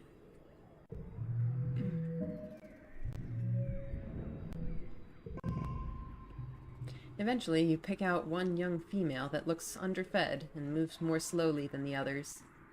She seems like an outcast. The others won't let her eat, and they keep chasing and harassing her. She should be easier to catch, and, as malnutritioned as she is, maybe easier to tame. That's the kind of thing that's gonna get you sometimes, no matter how long you play. Yeah, I imagine. Well, it's a good card, too. You get a lasso around her and hold her down while she whinnies in terror and releases her piss ballast to try to get away. You're in the blast radius, but you hold firm. You're able to bob her along behind you, all the way back to the depot. Oh no, Solana, what if she has a disease? Yeah, well. Well, howdy, Utopia says, when you bring the float cow in. What do we have here? Why, you're a real cowgirl, Solana. I'm a mite jealous. She inspects the tired float cow. She's looking a little under the weather, Utopia proclaims. Here's hoping we can nurse her back to health back on the ranch. I'll take her back myself. You can come see her any time in geoponics. Oh, we have tending animals now. Huh. Look at that. You're not a behaviorist. You don't know how this ecosystem operates. Yeah. New perk. Oh, did we get all the way up in animals? Upgrade pet. Oh, we can get up to level 3 now.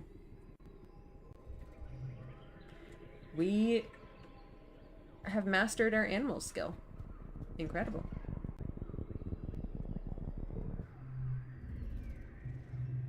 A bristle slug is rooting around in the underbrush.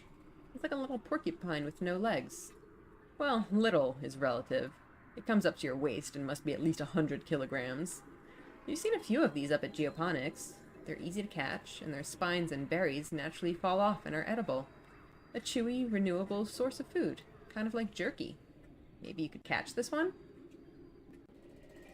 Well, I want to catch it. It's hard, but they're cute. I guess let's try to get it. Ooh, card becomes red. That's nice.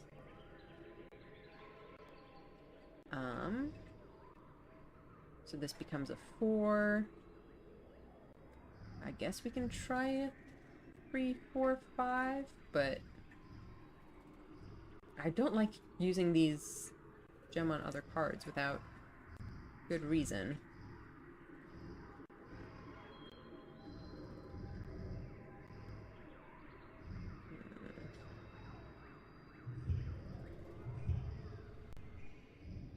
I guess we could use this, but that is a bit of a waste of the wild card. And it being red doesn't really help here either, because we've got this stupid thing in the middle.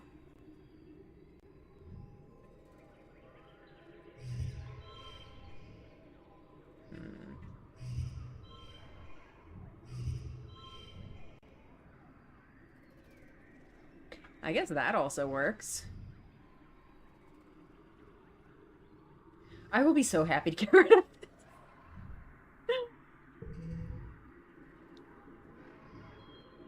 That's 2 cards with gems. Okay, so we have these 2 gem bonus cards, but no gems. Huh. Well, we've got lots of 6s over here.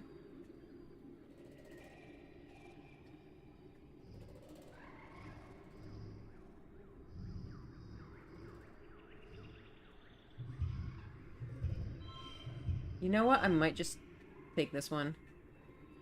It's not gonna do anything there, but whatever. Alright, we have a gem. And that's gonna be a 9, which is wild.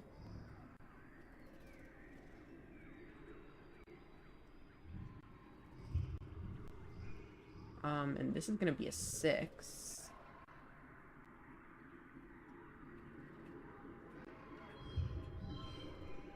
And that's also gonna be a 6. Look at all these 6s.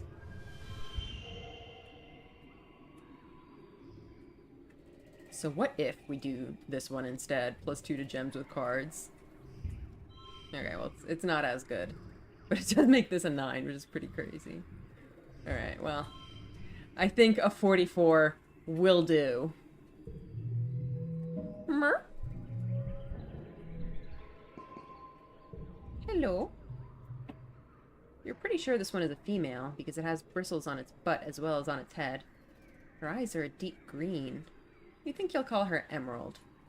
She seems calm in the net, like she isn't too worried about where she might be going. That's really cute.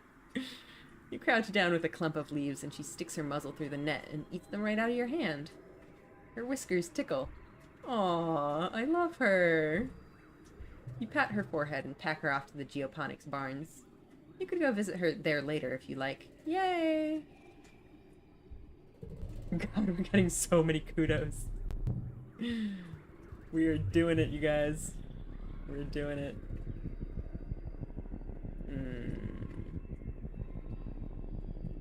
I think we have enough to do both. You come across a veritable feast of berry bushes. Gloopy, sagging bushes with enormous purple berries. They look delicious. Let's research them first, yeah.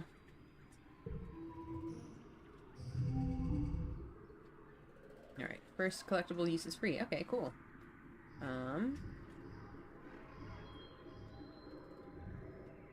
We could just do a row of 2s, I guess.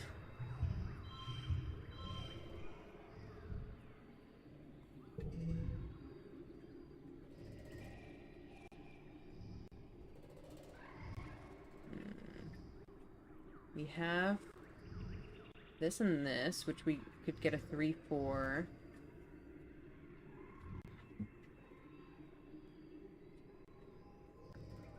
You'd get a 2-3-4-5.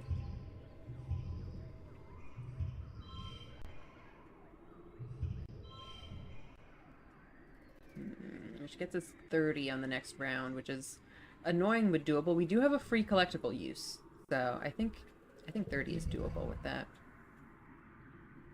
Okay, well, we have a lot of reds, which is lovely.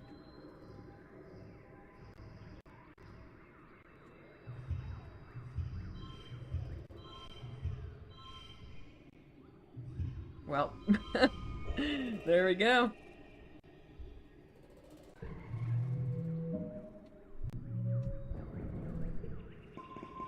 Look at our biology going all the way up. Oh, these purple berries? They're not even in the Holopedia as berries. Some kind of explosive seed pod. You take a few steps back, careful not to set one off. Let's try to set them off from a safe distance. You shield yourself behind a tree and throw rocks at the bushes until, with a satisfying pop, pop, pop, the explosive berries begin to trigger in a chain reaction. Each burst sends seeds flying in all directions like shrapnel, setting off nearby berry bushes. Oh wow, get everything set off. You then carefully cut a path through the thicket and continue on your way. Why does everything here try to explode us? First the mushrooms, now the berries, yeah. Everything's so explosive. I do really like the nature in this game. It's all just so creative. There's so many interesting plants and animals that do so many strange and wondrous things.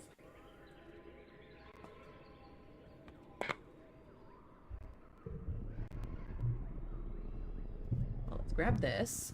And I think we're almost done. We have just enough for one major event.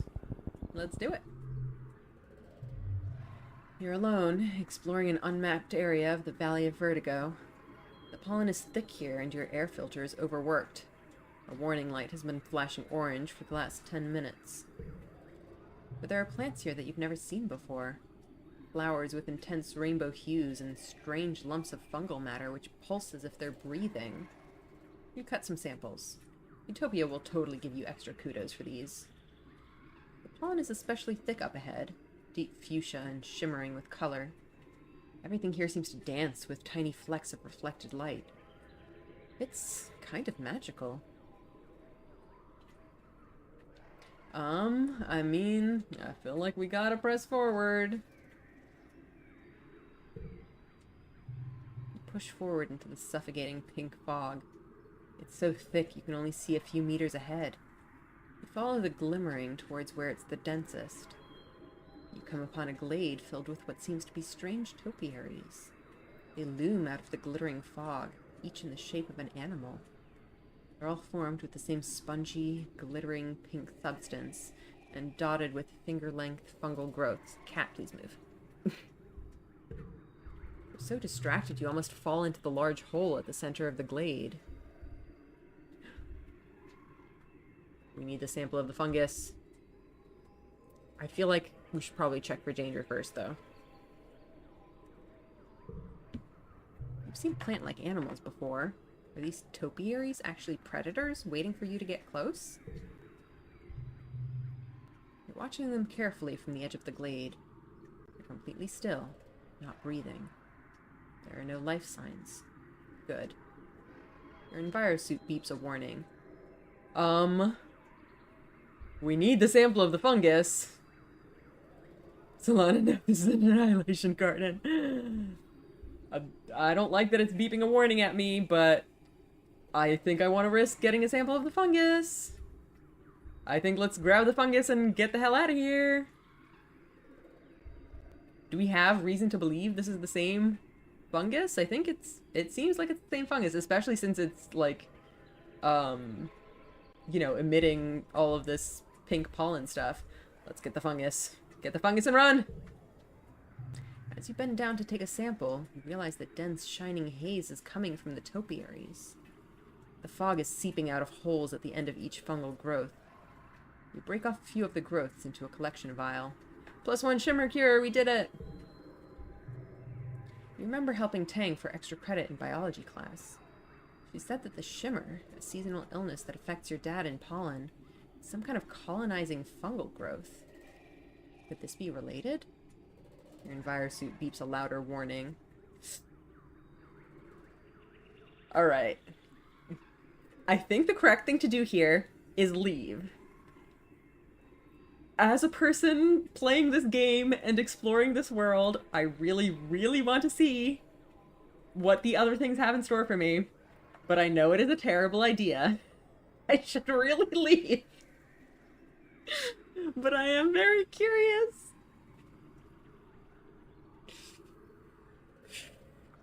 Okay, what did they say about the hole exactly? Yeah, there's a hole in the center of the glade. Have we ever been punished before? Not really. Oh, it's so tempting. Oh.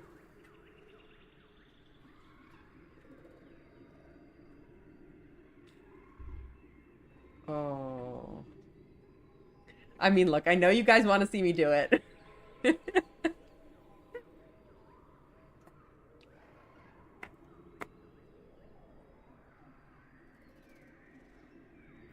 I don't want to get close to the topiaries, because they're freaking me out a little bit.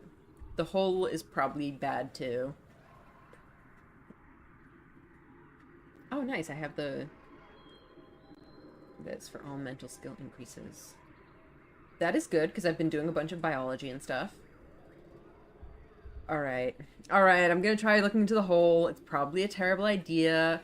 My suit is keep giving louder and louder warnings, and I really don't like that. Oof. Alright. Alright, we're doing it. We might regret this in just a few short moments, but look into the hole. At the bottom of the hole is a cave.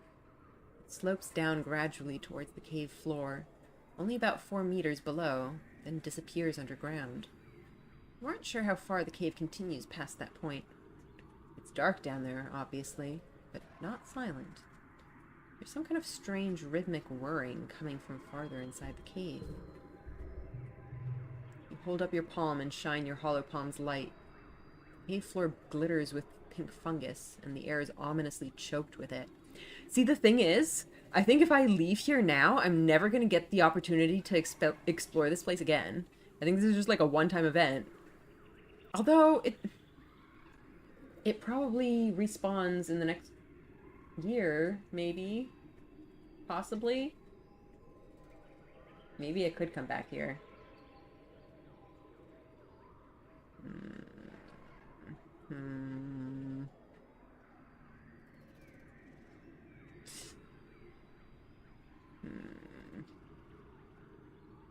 It is a boss event of our previous experiences that they have been one time.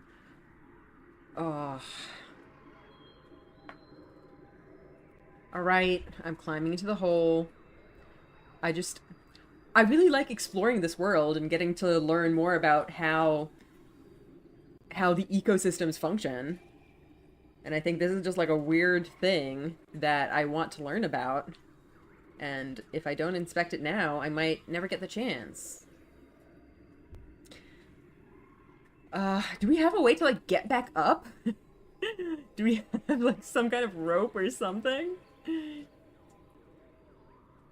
Climb into the hole, I guess. You make your way down the gentle slope towards the cave. The thick, shimmering pollen makes it hard to see further than your hand.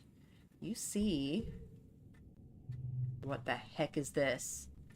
3 glowing vats set into the floor, like neon hot tubs, and an old-fashioned mechanical interface set into the cave wall.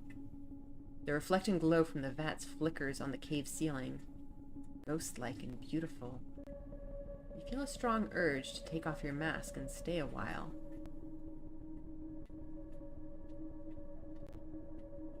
Kit! Long time to see him back from the hole. Well, if you've been in the hole, then we're here to join you. Okay, the fact that I'm getting the urge to take off my mask and stay a while is freaking me the hell out, but also, like, this is technology. Somebody was here and was doing stuff here, and there has been some kind of civilization here. Welcome, make yourself at home. What the heck kind of mind control spores do you have in your hole, Kit? It's a very the DM just told you that you feel fine moment. Yeah, basically. Oh,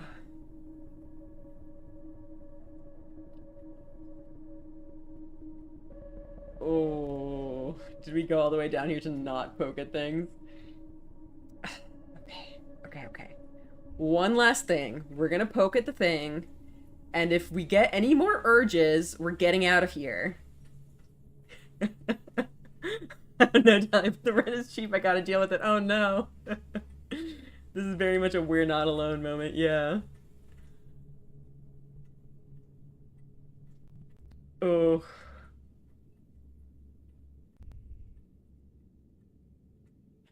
Okay, we're poking it. No, don't take your mask off! I didn't say you can take your mask off! Unmasked, you cross the cave and lay your hands on the interface. It feels spongy, almost alive.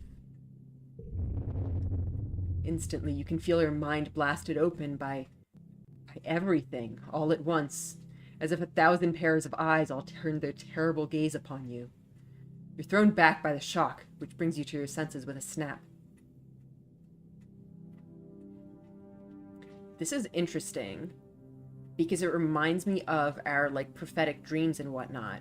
I wonder if Solana's premonitions have something to do with whatever kind of alien technology is going on here. Seriously, how have you been? I've been busy with life and stuck and being sick. I'm so happy not being sick. Oh, well, I'm really glad you're feeling better. That sounds like it was rough. Yeah, I've been pretty good. Just kind of same as usual stuff. I don't know if you've been watching any more of this game, but we're kind of in the thick of things right now.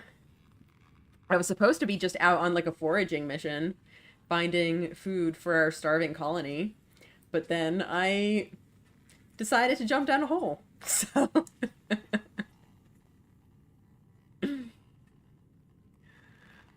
oh my gosh. What is going on? Well, we were already at like maxed out stress, so getting more doesn't matter at that point. The pollen. The sparkling dust feels like tiny knives in your sinuses and a heavy, choking pain in your lungs. Why did you take your mask off? Oh my goodness. Huh. So this is interesting that whatever just happened broke its hold on me. I wonder if this wasn't the technology, but Solana's inherent whatever the heckness. Huh. You slap your suit helmet back on to see its light flashing red, indicating filter overload. You lurch out of the cave and back towards the checkpoint, barely able to breathe. You know you need to get out of here, but a small part of you wants to go back down there. Stay in this glade forever. As you near the checkpoint, Utopia runs out to help you. You instinctively turn back, unthinking, wanting to return to the fog, to those strange statues. You collapse in her arms.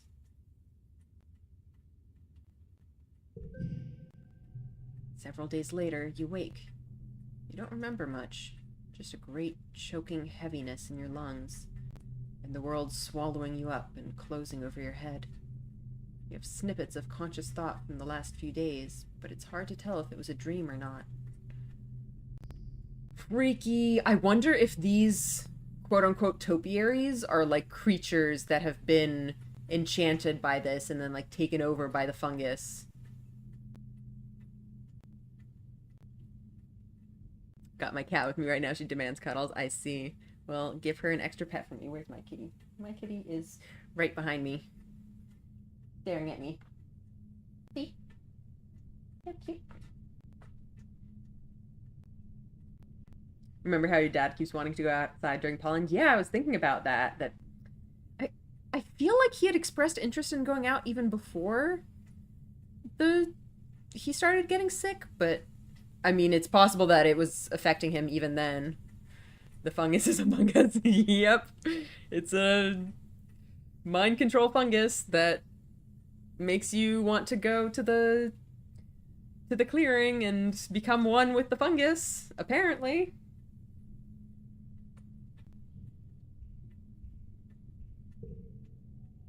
You remember Tammy sitting by your bedside, her cool hand on your forehead?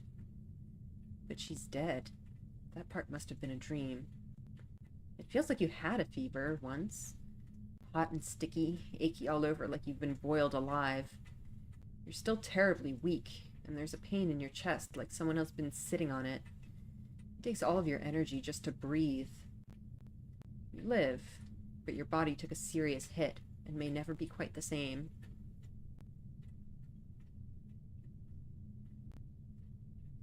Tammy got fungused? Huh. That would be interesting, because, like, it doesn't seem like the fungus reacts that quickly. Although it's possible... So, Luke, I know you brought up last time that maybe Tammy went outside and got killed by something there. And I said that Tammy would never go outside because she's too cautious. It's possible that, like, the fungus mind controlled her into going outside, but... I mean, that doesn't seem likely, because it doesn't seem to work that quickly, but we have also mentioned that different people have different tolerances to it. So if she was like super extra sensitive to it, maybe? Still seems unlikely, but there could be something to it. I don't know why she got focused, but she did. Yeah, I don't know. I don't know. -5 toughness. Damn. Gains status injured. I guess we'll see what that does. The question is how she got infected, but if she did, it could have gotten her quickly.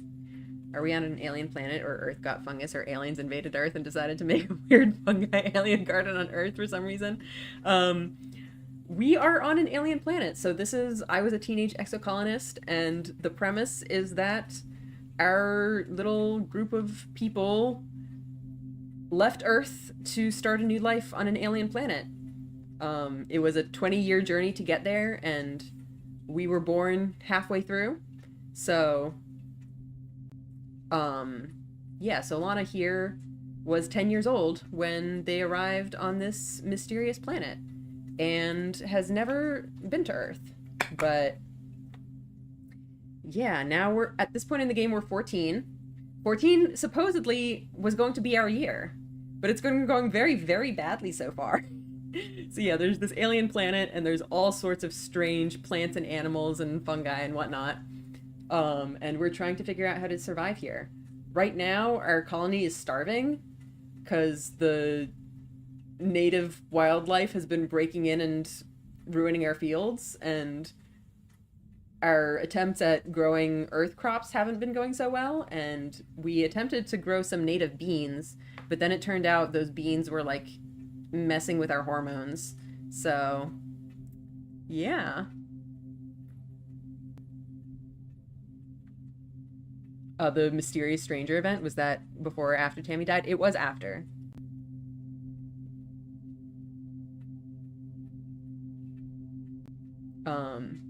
The girl finally touched grass, thank God. She needed to log out of her gamer room eventually. Yeah, get out of your spaceship and go touch grass. But yeah, like, these kids have literally never seen grass before. I'd be mad if some alien came to my yard and tried living in it. Yeah. It's possible the stranger was Tammy, is what I'm hearing.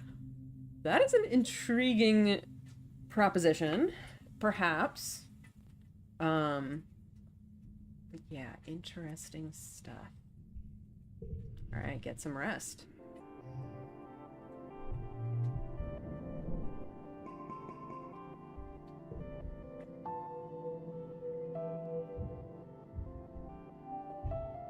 Alright, well, that was not enough rest because we're still at maximum stress. I appreciate grass now, yeah.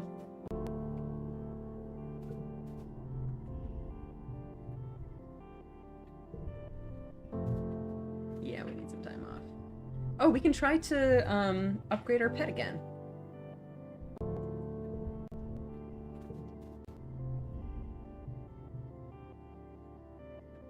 Injured goes away if you rest, which you'd be able to see if you didn't have so many statuses. Can we, like, scroll through the statuses or something? Come on. Okay, so I think we're gonna go rest in the garden and get our pet upgraded.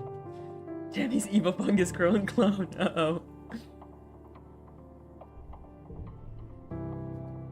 Let's check on our food supply, too. I think we had a really good run this time.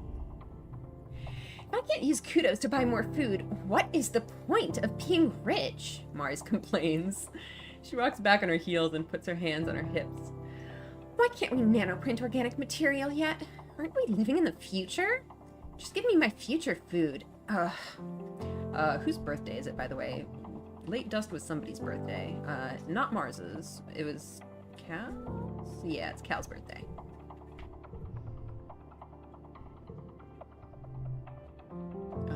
Notice board. Okay, we're down to only negative 60%. Doing better than before. I kind of hoped it would be better than that, but oh well. Let's give something to Cal for his birthday. I think he also liked eggs, right? Have some egg.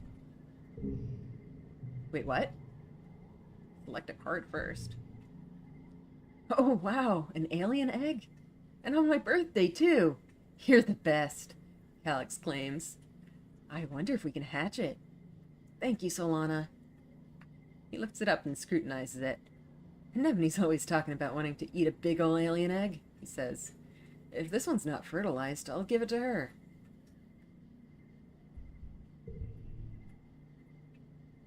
Maybe I'm not an expert, but they really thought it was important to import their blue hair dye for themselves during a colonizing mission. Yeah, it might just be wild future genes. So we do all have, like, genetic enhancements. So, for instance, mine is eagle eyes, which is why I'm, like, maxed out on perception in animals right now. Okay, let's talk to everyone else. Yeah, we've read these ones.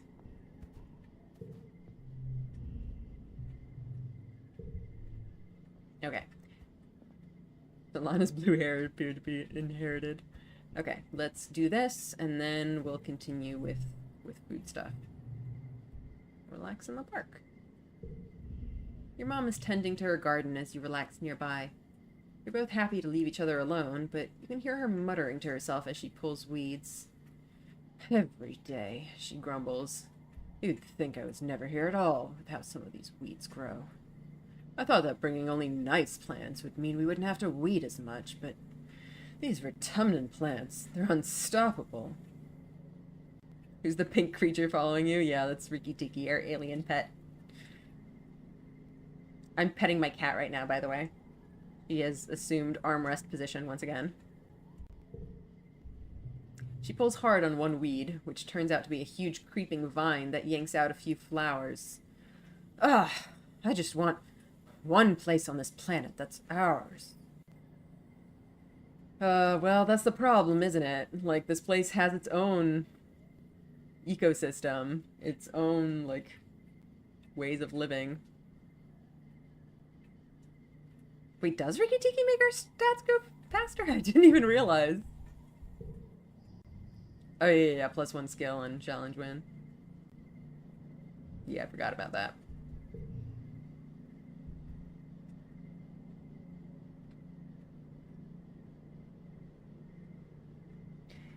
Kitty, kitty. Mm, so cute. Ask more about Earth. It was like this place, your mom says, but a lot worse. Ooh, we got persuasion for that. We really need to up our persuasion. Oh man. If I wasn't so focused on finding food right now, I would really want to work on that persuasion. I'm petting my cat too. She's happy. That's good. She sits back on her heels and wipes her face. Hot summers, cold winters, storms, wildfires, smog, radiation. Weeding was the least of our problems, honestly. That's why I wanted this place. Something that could remind us of the Earth that was. Your mom dumps a huge armful of weeds into a wheelbarrow.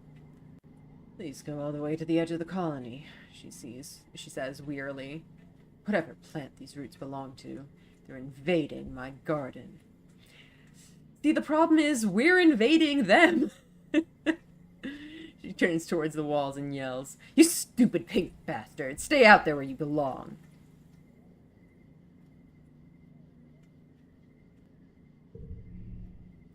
Welp. What does this mean? Returns to hand after played in multi-round challenges. That's cool. Dang. I got it figured out in this lore. I live in the hole.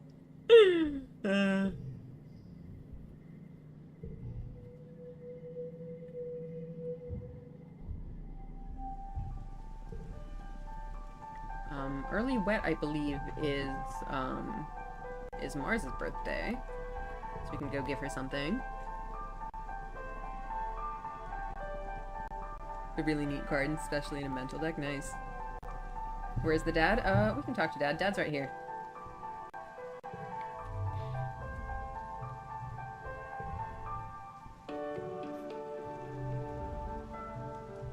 Okay, well, he doesn't have much to say today. Alright, happy birthday, Mars. She likes crystals.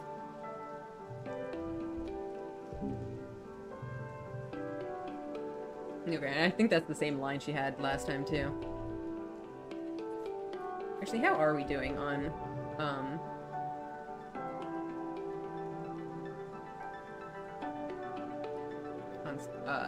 friendship? Also, I think these are getting updated as we go. Because I don't think we mentioned that I knew all sorts of things about animals and whatnot. Okay, so we've got 42, 45, 34, 49. I think we were very high on Dis, but we haven't been increasing his stats very much lately. Other people are catching up now. Yeah, Mars is still behind, but not crazy behind. I like his design. It's nothing that special, but I like his smile. Yeah, he's really sweet. That girl's worried about being rich. Would it matter if you're part of colonization in a wild planet? Well, we do have a shop. And it apparently... So she likes to nano print stuff with the nano printer and just, like, makes herself clothes and whatnot. And apparently that requires kudos, which are our currency. Reputation-based currency. She was born to be an influencer. Sadly, she's stuck here. Yep.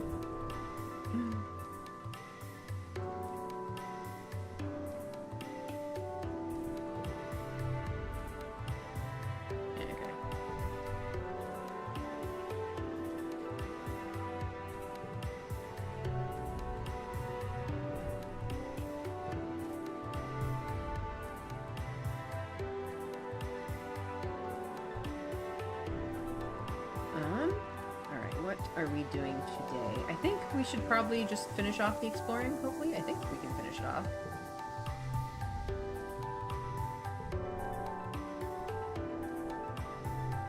What do we have left? 4 events and 3 collectibles. I think we can finish it off in one more. And then we're gonna have one more rest day, and then... Oh, wait.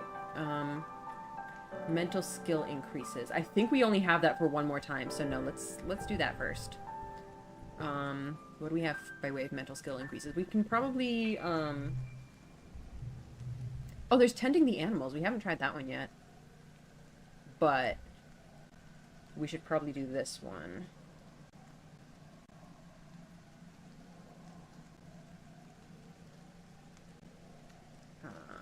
Yeah, let's keep researching our xenobotany. You report to work in the geoponics laboratory, bringing along the sample of weird, spongy, purple-pink stuff you found in the fog cloud in the Valley of Vertigo. Ooh, we're gonna study that stuff. That's awesome. Yes, let's do this. You know, the time you almost died? Hard to forget that. Your chest still hurts when you move too fast. Your dad is very interested in your sample. He has to analyze it right away. We can also potentially try to go back to the, like, life science class and see if we can give that to Instance, too. Scrutinizing your sample under the microscope, and then with the spectrometer, you compare the spores to known substances. You determine it shares a chemical compound seen in fungi with psychotropic effects. It could make people hallucinate. Huh, your dad says. That explains some things.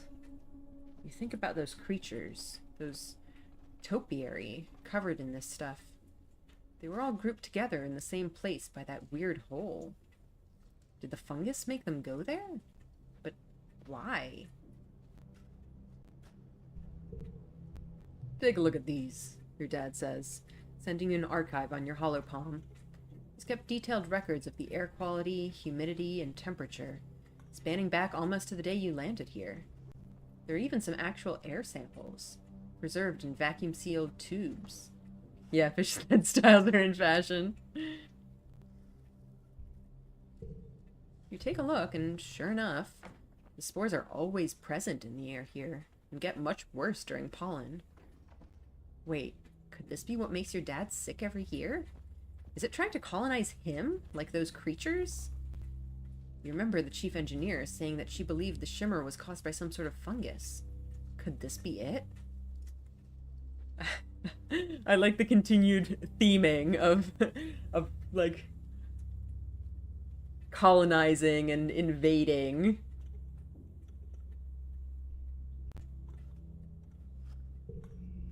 Looking for a way to neutralize it, you hit the archives again. There we go, +1 shimmer cure, we're getting there. You work at it for a few days, but identifying a compound and noticing a pattern is one thing. For the heavy science, you need help from Dr. Instance. This is strong work, Instance says, scrolling through your findings on the hollow palm. You say you gathered this sample yourself? That's impressive for someone your age. We impressed Dr. Instance. Holy shit. She summons Tang to join you. Please get Tangent up to date on your research, she says. She'll take it from here. She has more of a mind for these things. More than you? Sensing the shift in power balance, Tang blanches and looks at you apologetically. Oh, look at me. I have enough biology to do this myself. Dang, we're getting better at this biology stuff. Dr. Instance sure has a name. Oh, just you wait. All of the names in this game are wild. Here, let me see some of our friends. We have Anemone and... Can I, like... And Recalcitrance. And, of course, Tangent. We don't know what Dis's full name is, but it's probably not Dis. We have Marzipan. Unfortunately, the names will never stop naming. Tammy's full name was Aspartame. Mom, what we found out what it was short for. I think it was short for fluorescence. Dad, Geranium. The names are absolutely something. Yeah. I mean, we've met Utopia. There's a lot. No one knows this better than me. My favorite is still kombucha. Kombucha is very good. Instance raises her hand. I'm not passing judgment on your abilities, she says placatingly. You clearly know this research well, and I can find nothing wrong with your methods. Still, something this important and dangerous should be done in more controlled conditions. Tang has been scrolling through your research. Oh, she's impressed. This is good work, she agrees. But this is a medical problem, not a gardening one. We're already studying the shimmer, so just think of it as combining your research with ours. The corners of her mouth twitch up. The most of a smile anyone can usually get from Tang. I'd like to work with you on this, actually. I can't believe you got all of this just from a sample. Instance nods, dismissing you both. If you'd like, Solana, you can stop by the lab later to check on our progress. Get to work.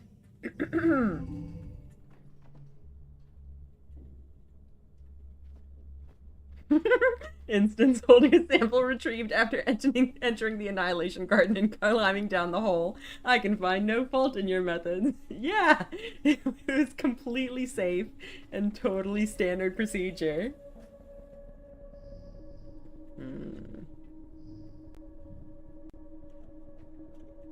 Yeah, their names are pretty unforgettable. Let's see. Well, goal of 26 is nothing.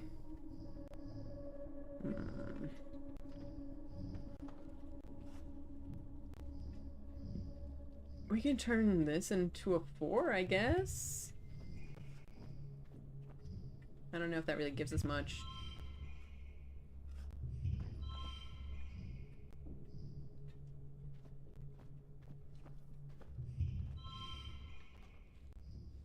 I have too many zeros. How do you even pronounce that? Solanacia? Solana... I don't know. What am I doing? Well, that's actually surprisingly close, but... I guess that'll do it.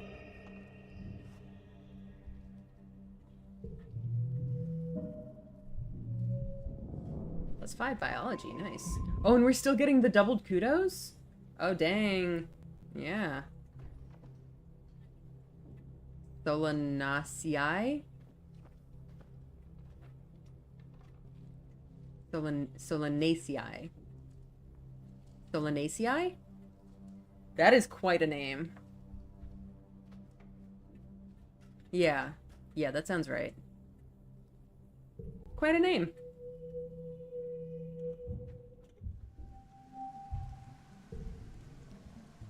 That's what the IPA looks like. Okay. Okay, so let's see. I think we can go exploring today, and then we might actually not need to rest tomorrow, depending on how much stress we use up. Well, not tomorrow. I mean next month. So I think we want to, at some point, go to the life sciences lab to see if we can progress that stuff. Or we can try going to the xenobotany lab to see if we can... research some more plants that we could use. Check out this line from Wikipedia. Daciodendron is a genus of flowering plant in the family Solanaceae, represented by a single species. Daciodendron.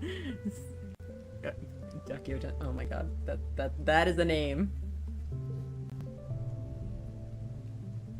Oh, look at that. How did we get organizing up? I don't even know how we did that. Well, tell her what we learned today. You've been so busy lately. The only way you're able to get all your work done is to multitask. Studying while you're eating, brushing your teeth in the shower, listening to hollow novels when you're about to fall asleep. You have to double up everything. Value is wild. That's also very nice. You kind of expect your mom to tell you to take it easy, but she just laughs and claps you on the back. You're my daughter, all right, she says. Just too much damn work. Not enough hours in the day. I know how you feel.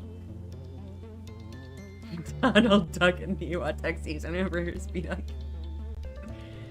It's not actually named for ducks, apparently, but for a person named Duck. Oh, that is disappointing.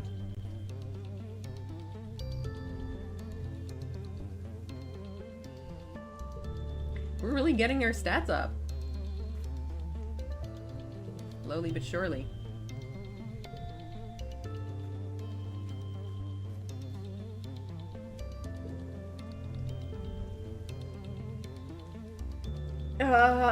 Mars whines. Nothing ever happens here. Please, please, please, just anything.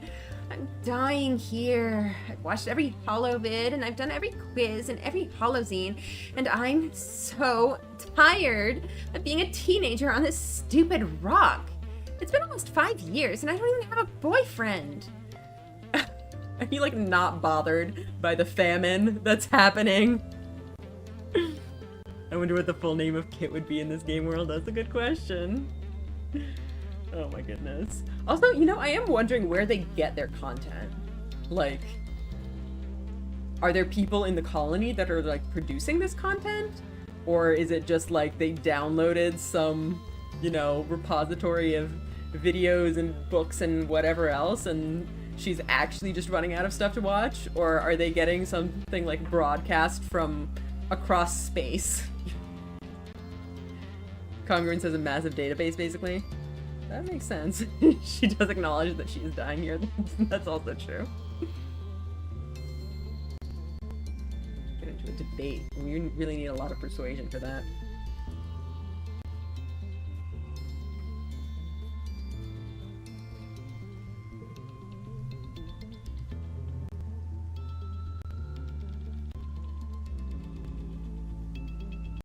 Despite representing only 2% of an average healthy adult weight, brain consumes, at rest, 20% of all energy produced by the body, Pang says, looking down at the pressed protein bar in her hand. So many resources to maintain such a relatively small organ. It's inefficient, don't you think? If any one of us demanded such a large share of colony resources, we would be reprimanded. I feel like that's all she ever talks about. Like, how much food her brain requires.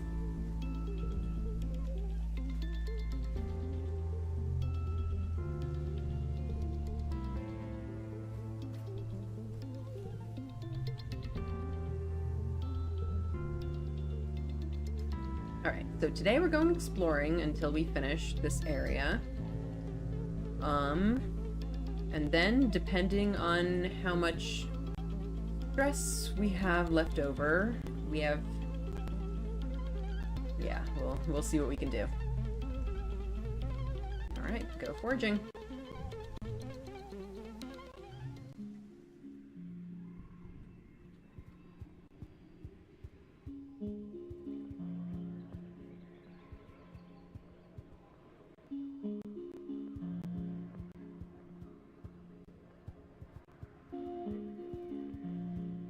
The food thing, admittedly, is probably famine related, but yeah, Tang decided to have one character trait and is talking about how smart she is, yeah. I'll want to be able to do lookout during glow. Well, we'll see. We do probably want to do that. Okay, we've got some stuff here.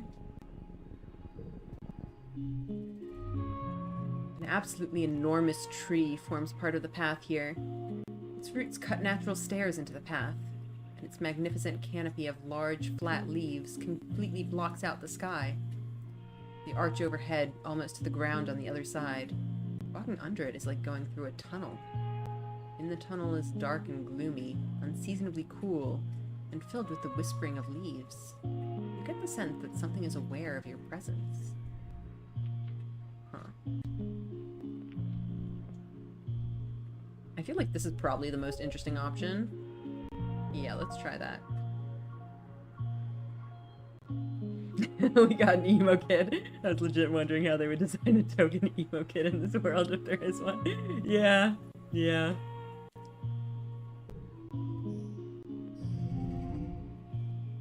Okay, so this one gets +2.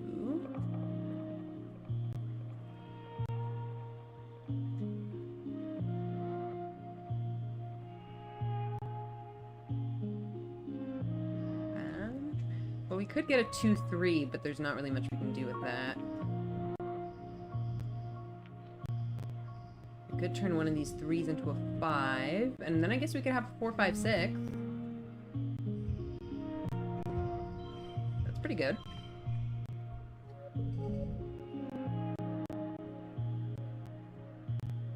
Did we bring animals with us, or are we in the process of taming them and getting some livestock / hunting buddies? We definitely have been trying to domesticate some of the native wildlife. It doesn't seem, at least I don't think I've seen any earth animals. So it seems like we're just relying on native wildlife. Okay.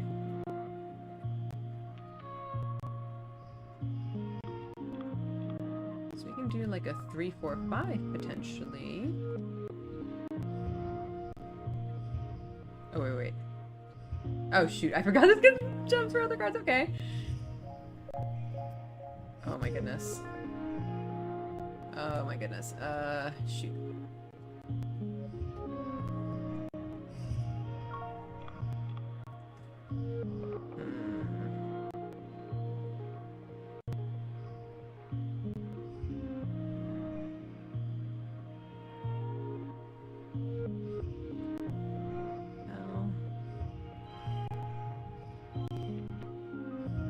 To do something like this.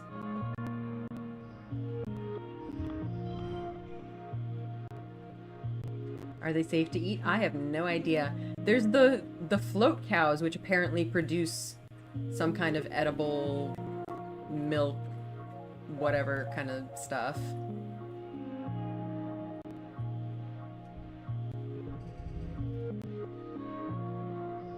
Well, we have a whole lot of blues.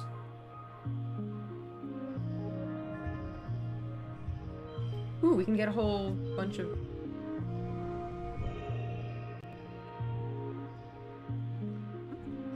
How about that? Alright, well, it'll do. The safe-to-eat thing has been called into question before, yeah. A nearby leaf unfurls and offers you 2 large, hard nuts. You feel a sense of peace and cooperation wash over you. Like you and the tree have an understanding. Huh. I mean... So first of all, this, like, at this point I don't know if I trust the sense of peace and cooperation. Maybe it's also trying to, like, mind control me. I don't know. Part of me wants to, you know, return this favor of the tree and plant one. I wonder if I could like plant one and take the other one back. I feel like I should take them back because we're in such dire need of food, but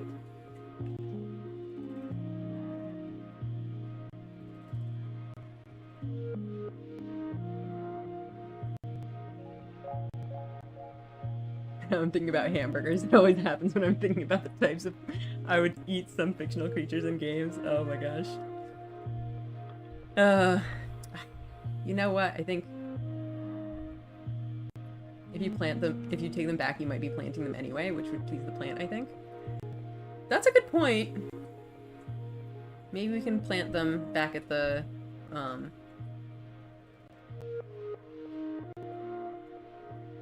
colony. Alright.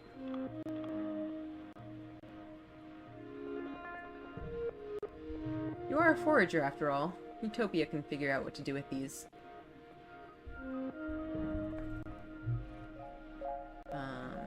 Actually, I don't even remember which direction we came from. I think we came from this direction?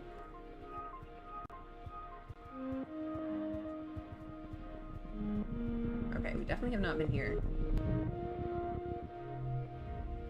You find a healthy blet bush and harvest some of the leaves to bring back to the colony. Utopia is beyond excited when she sees your haul. Oh, blet! She cries, shoving her hands right into the basket of rustling leaves. So, Lana, you're a girl after my own heart. Being mind-controlled into paying rent when my currency is useless to this planet. Why am I paying for a hole? That's a good question. She pops a leaf in her mouth and chews on it, then shudders happily. Whew! She cries. That'll perk you up, but good. Aunt Anne brews a heck of a cup with the stuff, but me, I prefer it raw. She points at you. Don't you go getting any funny ideas. This'll turn you green and give you spots. Cross my heart. Stay away until you're older. I mean, now I've gotta try. I love that image too. She has elf ears and an anime hairstyle. That's interesting. Yeah, there have been other characters that had, like, strange features. Like, Tammy also had elf ears. Did you know cocaine is originally a plant that you chew? Huh, interesting. But yeah, this stuff, I think it seems to be sort of equivalent to coffee, but she's just eating it raw, I guess. Let's give it a try. Ugh. Just because Utopia was born on Earth, she thinks she's an adult just like the rest of them. She's closer to your age than to all of the other adults. What does she know anyway? You wait until Utopia leaves, then shove a leaf in your mouth. Ugh! You struggle not to spit it out right away. It's so bitter! You can't help but stick out your tongue. Blep indeed. Well, we offset our previous loyalty gain. I guess that's why it's called that. Mysteriously, you experience a rush of giddiness a few minutes later. Whew! Wow! That blep sure is good. No wonder adults keep this stuff away from kids. It's probably addictive. Well, good thing she's aware of that. I do think that's a bit of a waste of our stress, but, well, it is what it is.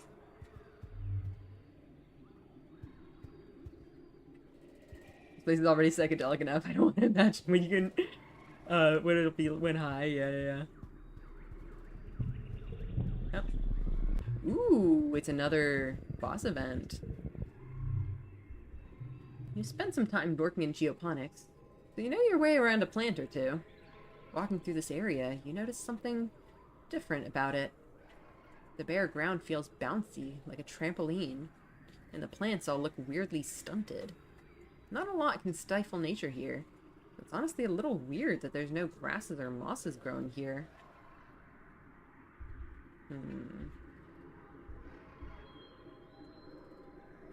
There are bosses here. It's not like boss fights, it's just like special events. Well, they're both good things to notice, I think.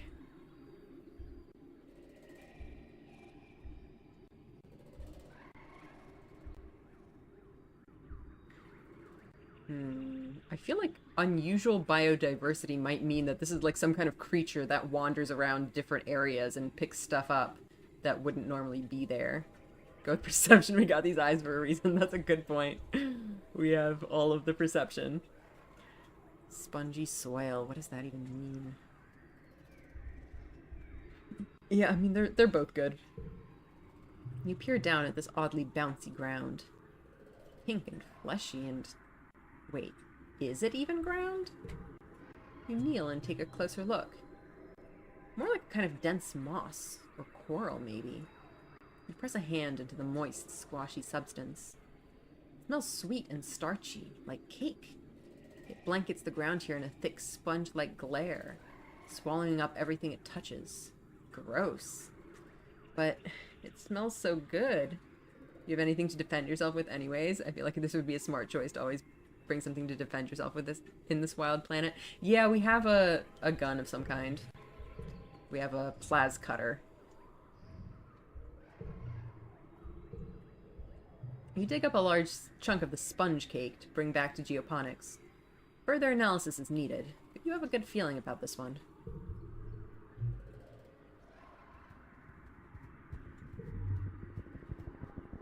Basically a blowtorch that doesn't need a huge fuel tank. Your path is blocked by a massive eight-legged xenofauna. Something between a spider, a squid, and a bear. It's in a rage, grunting furiously and bashing itself against trees and rocks at random. You duck and hide as it glares in your direction, its breath heaving and dozens of eyes gleaming with madness. It's the same soft pink and purple you recognize from the multi-legged Riki that live in this area, but so much larger. Its gaze drops from you to your pet Riki Tiki. It chitters and runs up to it, waving its grasping tentacles. The gigantic creature huffs and leans down to sniff it, its rage forgotten. Sing to it, that's interesting. Need empathy. I don't want to fight it. Does it have rabies? I mean, I kind of want to let it do its thing, especially since it's apparently calmed down by doing that. I don't want it to hurt my pet, but let's try it. The larger creature makes a chuffing noise, like a tiger. A bassy, vibrating exhale that ruffles your Ricky's fur. Content it's not going to eat Ricky Tiki, you keep back and let them introduce themselves. Ricky Tiki isn't intimidated in the slightest. In fact, it seems totally relaxed in the presence of this hulking beast. They touch tentacles and sniff each other, and your Ricky even curls up in the bigger one's arms for a while. Aw, that's so cute! Wait, you look just like parent and child. Is this another life phase of the Ricky? After a while, the huge Ricky leaves harmlessly. You're happy your little buddy got some social time with their own species. That's so cute! Aww. Baby.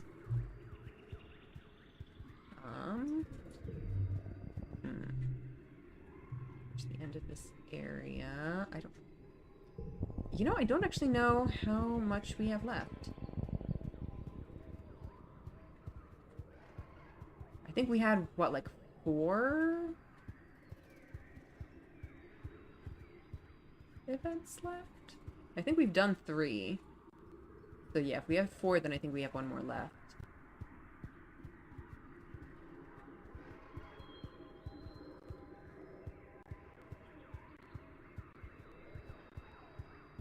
I honestly don't even know where we are right now.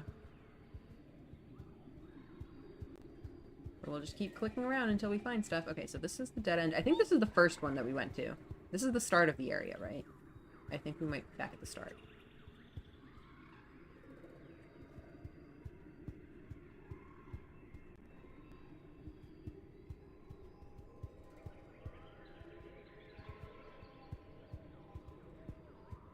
Okay, let's try the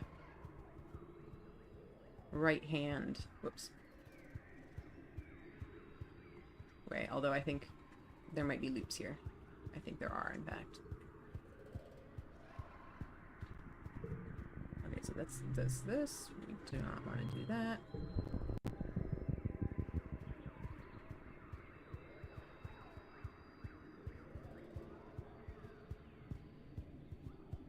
So I think this loops back around to here. Yeah, that loops to there. Okay, cool. Huh?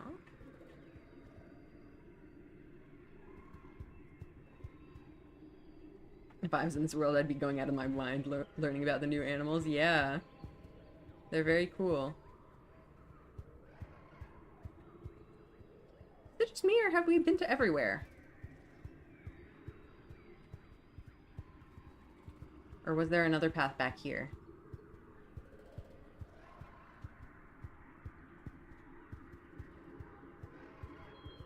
Huh? Maybe I've miscounted.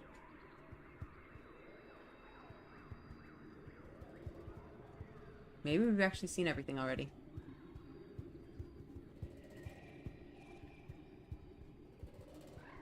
You've checked everywhere, so we got everything? Okay.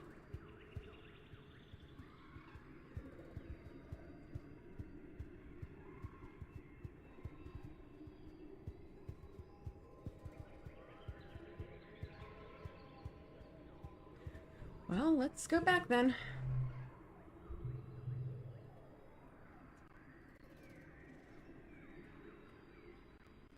This little gazebo is set up as a waiting area for the automated transporters, which trundle back and forth between here and the colony. The sign reads, Autobus Depot, Valley of Vertigo. Attention! Air filters mandatory in this zone. Fruit is abundant, but please identify species before harvesting, as some species may object violently. Xenofauna may behave more aggressively in this area. Always approach wild animals with caution. Alright, let's go home. You sure this will end the month? I guess we're going home. I think we got as much as we could.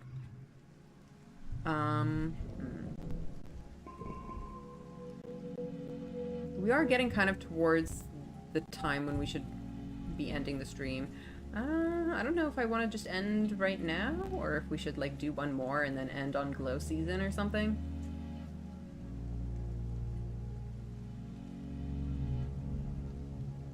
I've been learning a lot about systems, Dis says, writing on his hollow palm, like water cycle and nitrogen cycle, food webs and decomposition, stuff like that. And it's pretty cool, even if it's all textbooks from Earth. He looks wistfully out at the wilderness. There's so much we don't know about this place. Yeah. Actually, you know what? Let's double check on our thing. Did we get everything? We got everything! And continue to glow, yeah.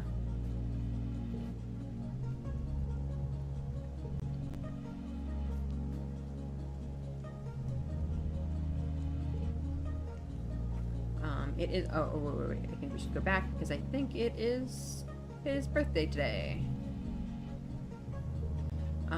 What is he like? Do we even know? We don't. What did we try before? I think we tried the fruit before and he wasn't interested. Would he like the log, maybe? You can do more if you like. Him is hanging out here, so I'm not gonna object to going for a bit longer. Yeah, I think it would be better to stop at glow. Let's just hope this doesn't take too long. Okay, what would he want? Maybe he wants the egg? He might want an egg. I feel like everyone likes eggs. Egg or log? Let's try log, just because we already have two people who want eggs. Would he care about the log? I don't know. Maybe he cares about the flower? Or the medicinal roots. Medicinal roots would be really funny because Tangent likes the medicinal roots.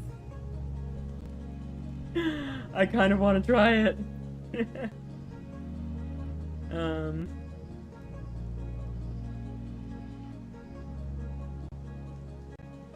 Also, it is a little bit weird to me that we haven't been seeing him out and about. I guess he's probably just exploring the other areas.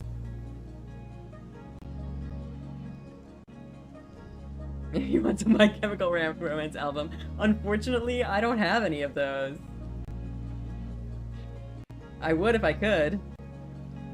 Maybe flower? Yeah, I don't know. I kind of feel like he wouldn't be interested in the mushwood logs just because they're everywhere. Like, he can find them wherever. I'm gonna try the medicinal roots just for fun. For my birthday? He mumbles. Oh, thank you. This looks like it's from a very rare plant. Did you find it while you were exploring? He does like it! Oh my god, that's so funny. The flower because it's tied to the yellow stats, and we know this is very brave. Okay. Yeah, the twins are the same intensity and in different directions. So Tangent is his twin sister, and they both apparently like the flowers, even though they kind of hate each other.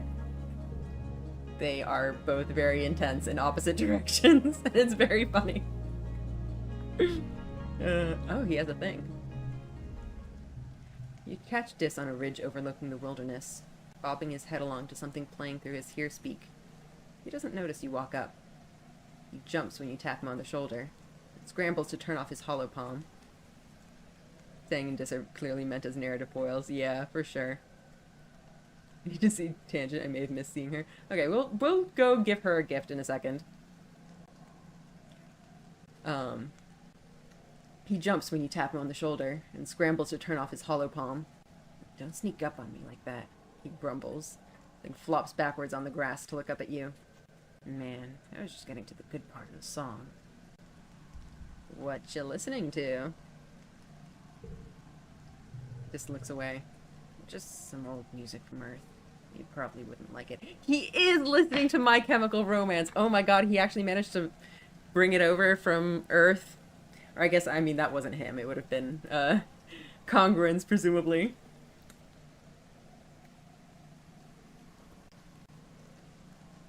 Grimy. You sit down beside Dis and extend your hand to link your hollow palms. just stares at you for a few seconds before pressing his palm to yours. And music floods your brain through your hearspeak. That's how the hollow palms work? You can literally, like, interface with your hands?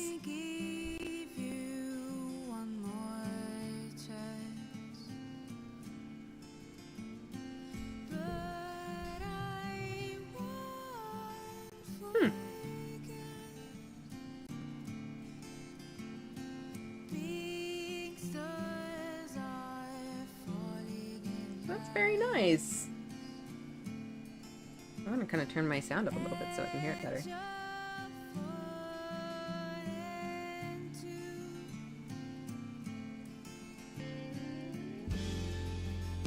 Oh, look at that.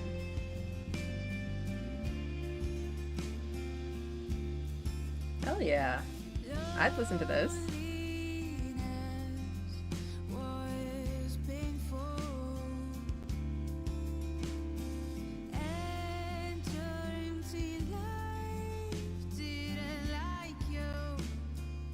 What's up, phone and where do you go, man? You go. Yeah. That's very nice. Just takes his hand back and weaves his fingers together, timid. I listen to a lot of great music, he says. Do you like it? I don't love the future reasons. Yeah, the song is gonna hurt me. I love this band. Just cracks a small smile, relieved. Good, he says. It's my favorite right now. I always listen to the same album on repeat. It's comfort music. I really like her voice. He stares into his lap. Sometimes I feel like the lyrics are about me, he admits. They're just so deep. My soul really gets this kind of music. To be honest, I can't really make out the lyrics that much.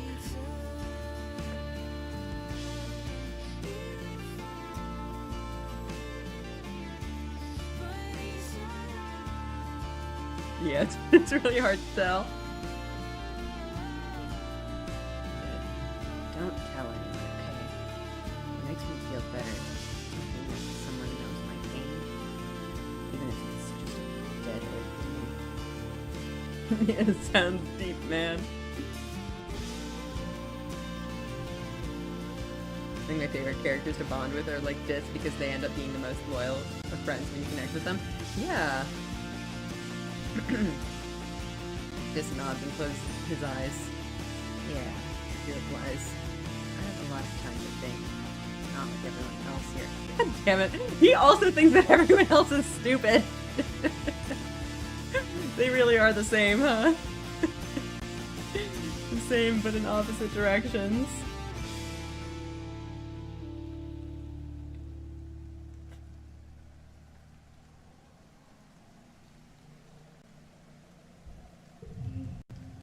Oh, hello.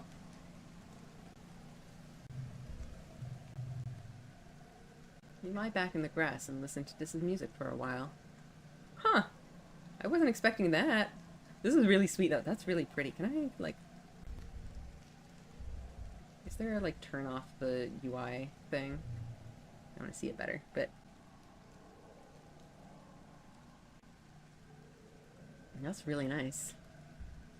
Aw, we can't introduce him to new music. That's sad. Favorite character already, guys. He's good. He was our first childhood friend. And I think he's pretty consistently been our, like, top friendship rank. But I think other people are catching up to him now. In another event, they snuck out and went camping together and nobody noticed. Yeah. It was sweet, but also sad that our parents are not paying any attention to us. Hold his hand. I don't know. I think we can just enjoy our time together. Honestly, I don't really have any plans for romance in this route, at least. I don't know. Like, I currently don't have any intention to romance anyone, but that could change in the future. We don't know. Flirt options aren't hard commitments. Yeah, for sure. I get that. I'm sure it just, like, gives us points towards the romance route, but doesn't lock us into it at this point, obviously. I want the romance route for this guy. Maybe at some point. I don't know. It is kind of tempting, though. This is a sweet moment. Hmm.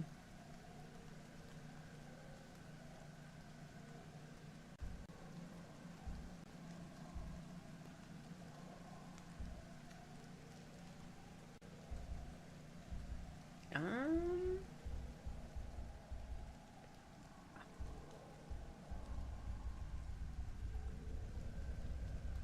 I don't know. Do it. All right. Fine. I guess we'll do it. You reach out tentatively and link just your pinky fingers with Dis, feeling him tense up beside you. He darts you a nervous glance, then looks back up at the sky when he sees you looking back at him. His cheeks go completely red. He doesn't hold your hand, but he doesn't move away either. Or he doesn't move his away either. Aww. That's so sweet. Aww.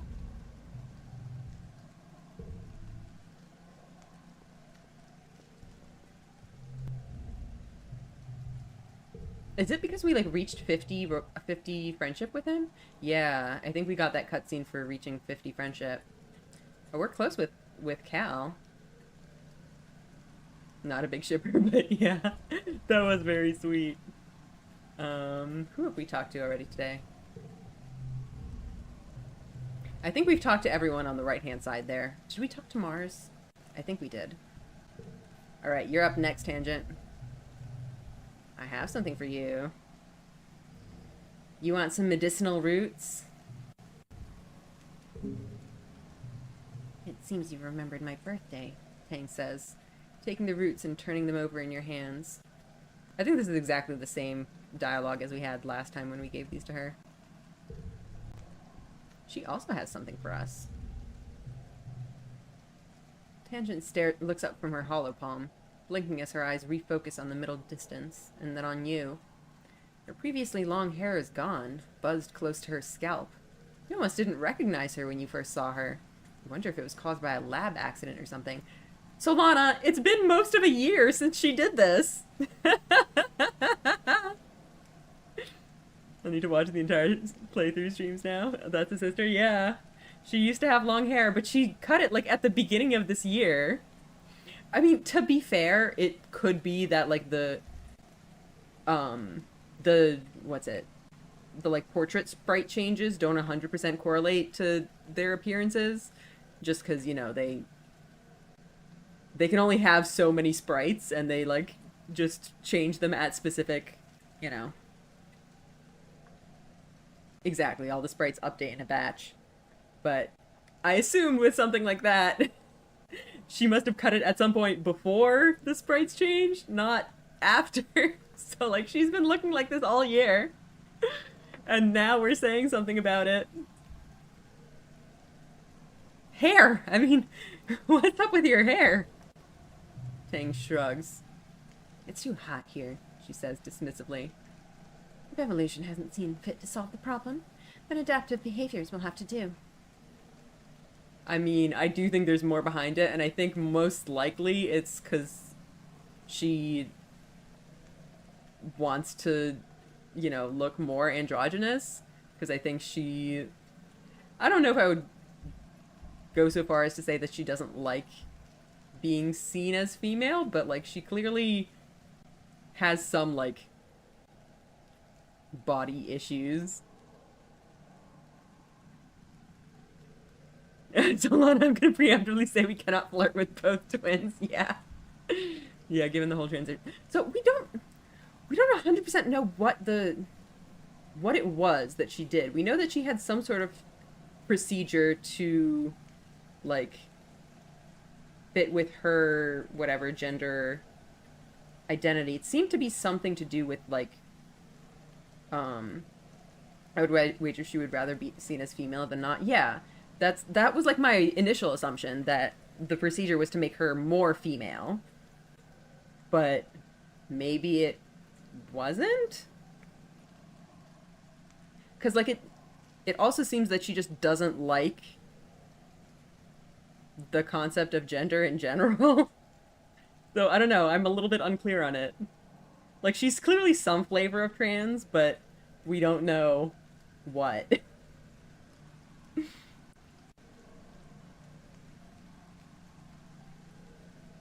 um, you look like the backside of a hot pie. Her intro explicitly says that she identified as a girl only recently and then transitioned. Did it say specifically? It did say girl specifically? Okay. Well, I do not remember it saying girl specifically, but I will trust you on that.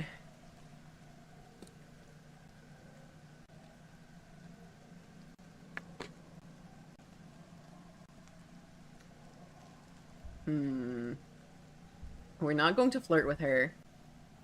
You look like the backside of a hot eye seems a little bit too harsh.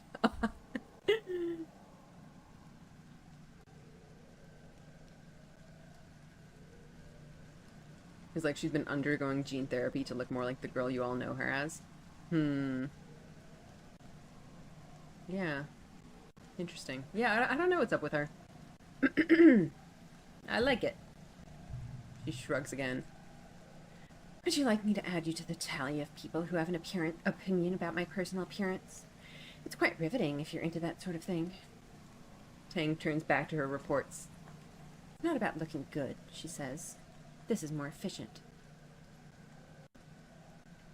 My vibe is it's less gender stuff and more transhumanism. Why do I have a fleshy meat suit thing? Yeah.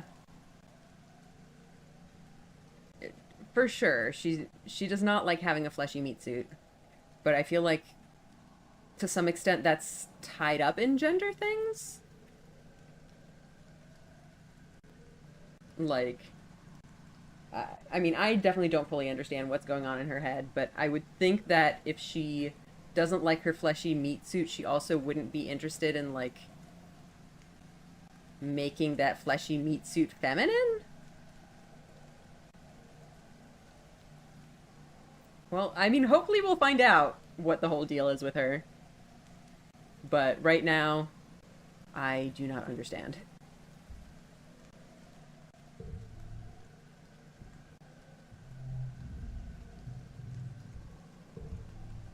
Alright. She definitely has not been enjoying puberty. We know that. Yeah, for sure. How dare I have hormones? I'm an enlightened being. Yeah. And, like, to that I also feel like puberty would be, like, what makes her into a woman. And it seems like she doesn't want that. So, that's why I'm saying I don't necessarily think she wants to be a woman that much. Okay, anyway, so we have one more thing before glow season. That's not really how it goes. You can identify as a woman and not want the physical stuff. For sure. I think this game has very much been leaning into the whole, you know, there are many different aspects of gender and gender presentation and sexuality and all that stuff that, like, you know, you can change your pronouns separately from your appearance, separately from your, like, physiology and all of that stuff. So it can definitely be part of that, like, she... But I guess, like you said, if she identifies as a woman but doesn't want the physical stuff, then, like, what's up with the gene therapy then? Like, I would imagine the gene therapy is about the physical stuff. Like, that's the thing that I'm confused about. And I'm not saying that's bad, or, like, that it's bad writing, or that it's a bad decision on her part, or anything like that. I'm not saying this to criticize. I'm just saying that to, like... I'm intrigued. I want to know more about why she feels this way.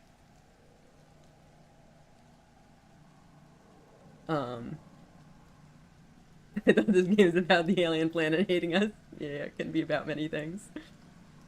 Yeah, Kate, you wouldn't know about the turbo puberty that happened because of the beans. It was a whole thing. It was a whole thing. Bean puberty. Um, right. So I guess our main two yeah, you came in at quite the time. We're going to stop before things get too weird, but yeah, next time things are gonna happen. Okay, so we haven't tended the animals. We need to do that at some point, but I think this year, while we're dealing with this famine, yeah, nobody even died this stream. I've been living in the hole, you can't blame me. Yeah, that's fair. Yeah, while we're dealing with the famine, I think I want to focus um, on the xenobotany to see if we can make some kind of breakthrough with that. I definitely want to sometime soon go back to the life sciences lab and see what we can find out about the fungus. Tending to the animals might also help with food supplies, but I think let's go with the research xenobotany. You've been studying the sponge cake you found out in the Valley of Vertigo, in that oddly squishy, trampoliny ground. As you suspected, it's a type of fungus. The analysis bench tells you it contains edible starches. Once dried and processed with a maturing agent, acidic spark snow would work nicely. It will make a wonderful flour. Hell yeah! The challenge now is to cultivate it. It multiplies quickly, and you've seen how it stops anything else from growing near it.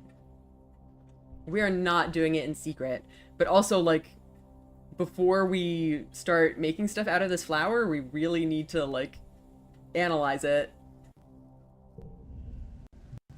No, absolutely not, she says, before you even open your mouth. Get that out of here before it contaminates the crops. Yeah, she's really opposed to this new...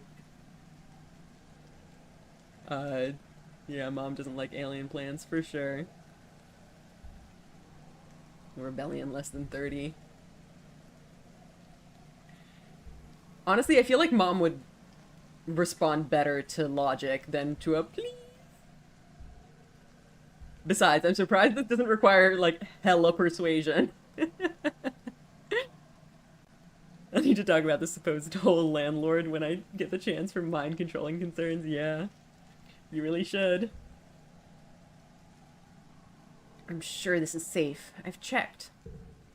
You show her your research. Your mom rubs her face. I know. You're a real chip off the old block, aren't you?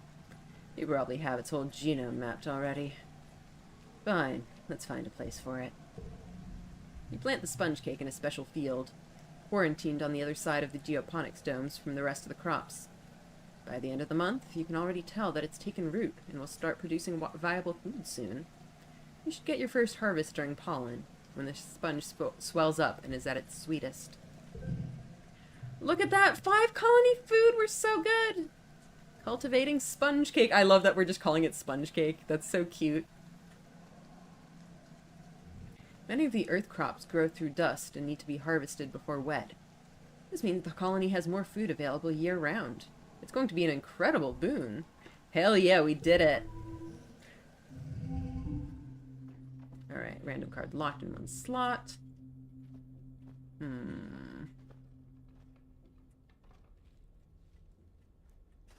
Well, we can do a 4 here. And a 5, 5, 5? Hell yeah.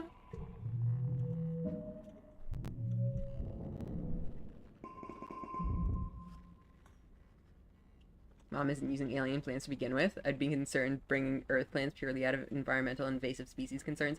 See, that's the thing.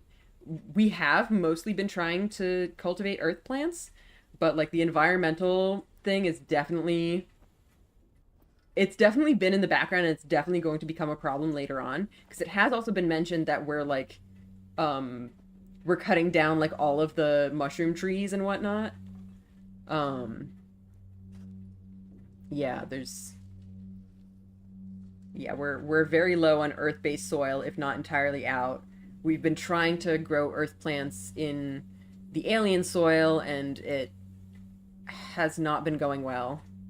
And then the beans didn't work, and it's a whole big problem. It's been 3 seasons of heavy food rationing, getting more and more strict as the year dragged on and the fields continued to struggle. You've been wasting away. You all have. It's not just the lack of calories. There just aren't enough vitamins and good stuff in the food you are eating.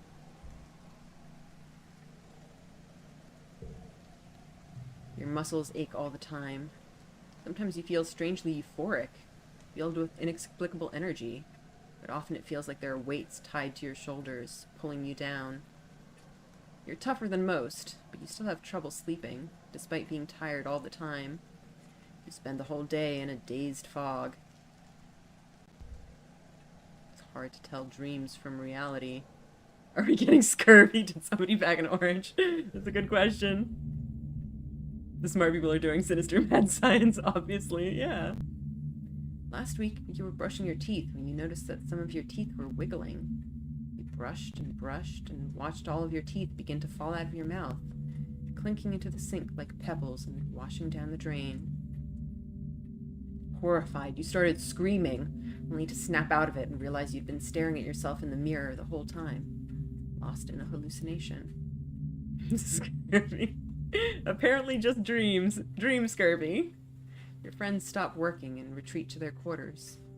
You lie to each other in the holonet, all saying you're okay, just taking it easy, waiting for the harvest.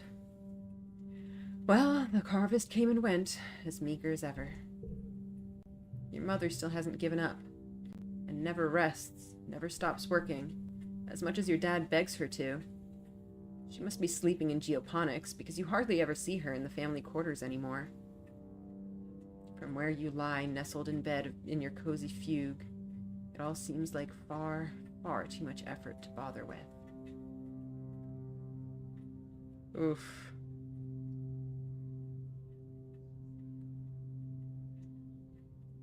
I mean, I really want to help out, but... Oh, I feel like we should help.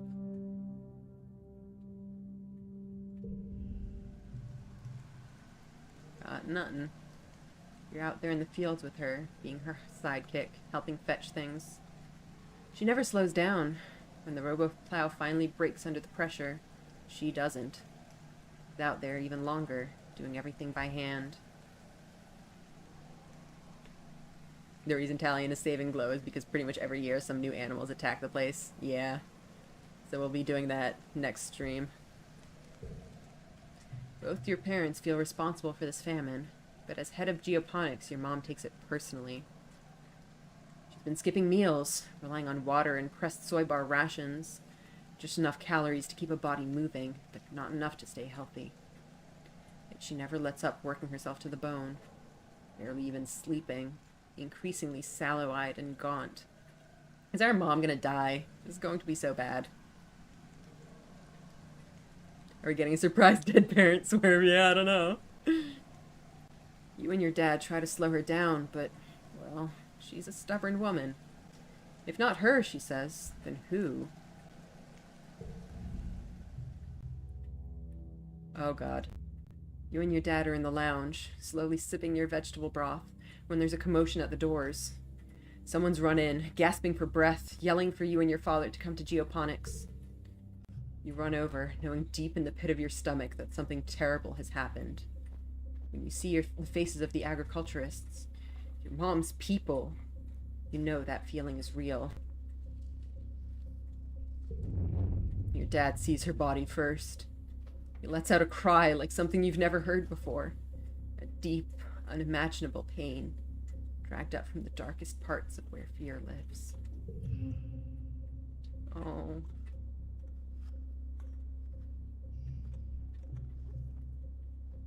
Your dad falls to his knees beside the frail body of your mother. He pulls her into his arms and sobs, wretched and agonized. We're one singular food point off making it. Oh no! No!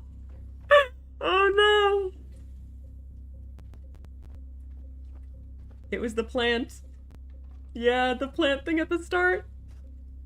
I needed to kill the plant.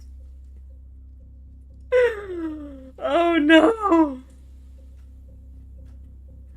Oh, that's awful. Oh, ouch. Oh, fuck this game. Oh, God. Oh. Oh, fuck. Oh.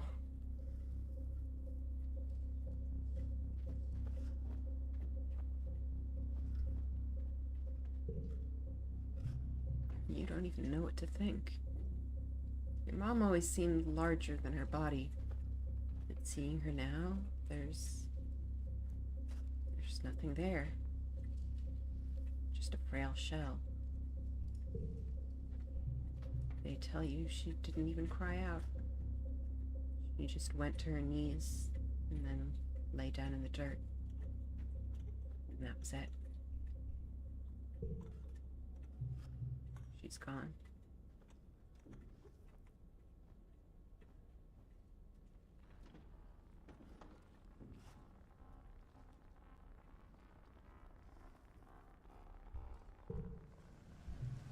Your mother's body is taken to the incinerator room, and that night the colony gathers to pay their respects. Yeah, I'll attend. Yeah, she was working till the bitter end. Like Tammy's funeral, the incinerator room has been cleared and a wreath of flowers placed over the mouth of the organics recycler. They're white astrantia, your mother's favorite flower, carefully carried from Earth with the hopes of it flourishing on Vertumna, just like you. You stand with your father and Aunt Anne. Udicott and the rest of the council are here as well, including Brett. You're surprised to see tears rolling down his face. He's such a hard-ass in the garrison. Cal is here with all the other agriculturists.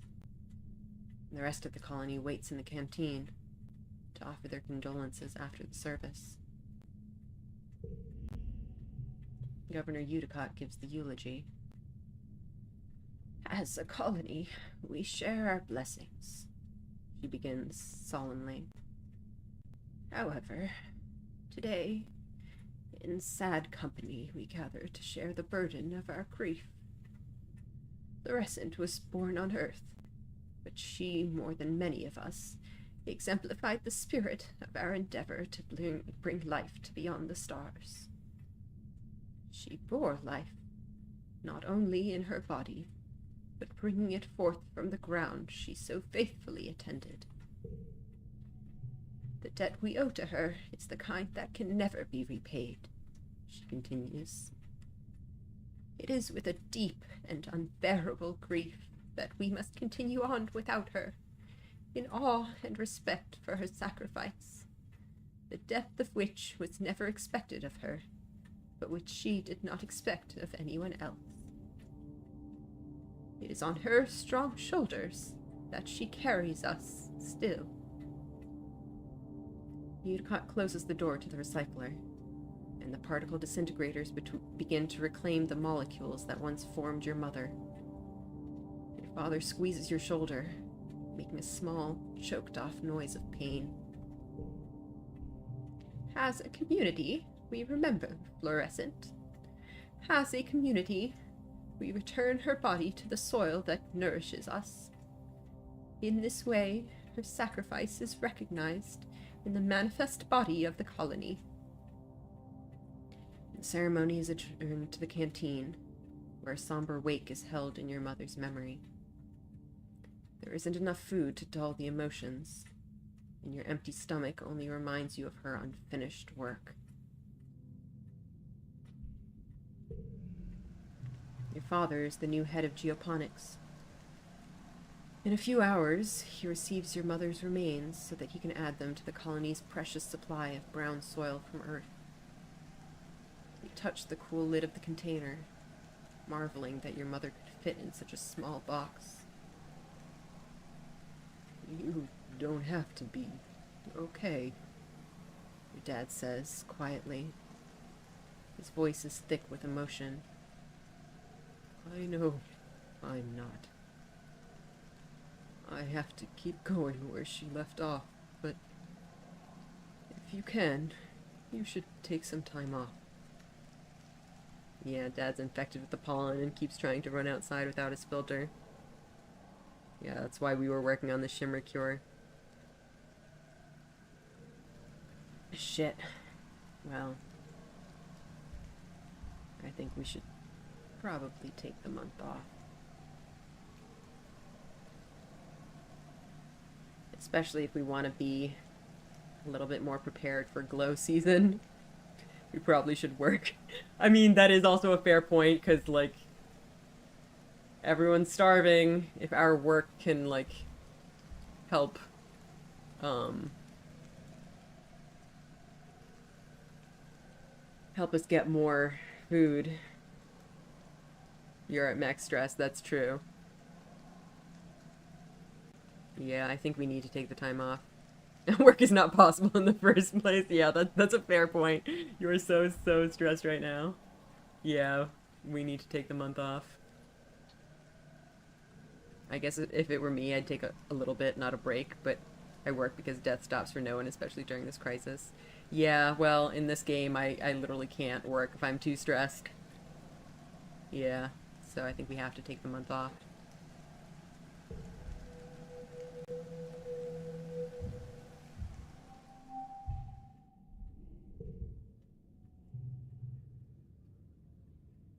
The prospect of going back to work like everything is normal is too much to handle. The suns dip below the horizon, and glow begins. You end up spending the whole month alternating between sleeping, scrolling the HoloNet, and staring into space. It's restful, at least.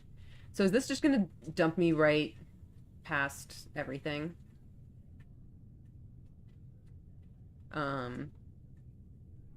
Okay. I think we're gonna end here then. I imagine it auto-saved at this point. Let's just, maybe we'll just save that.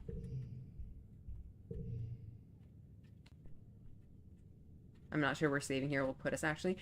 I think it's okay. We're definitely not going to go through the glow event right now. We've been streaming for over 3 hours. So,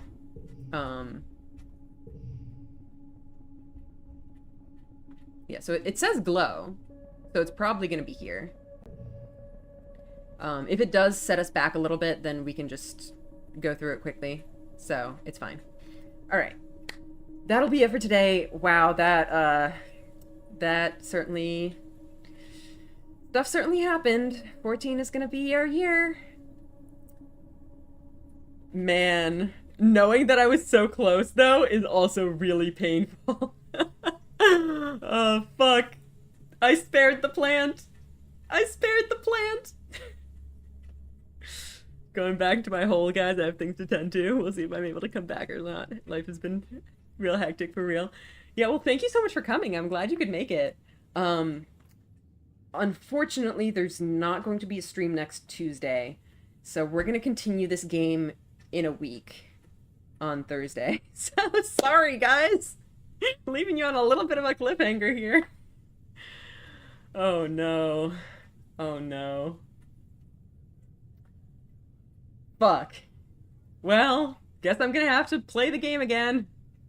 We have to wait a week for year 14 glow. Yep. Sorry, guys.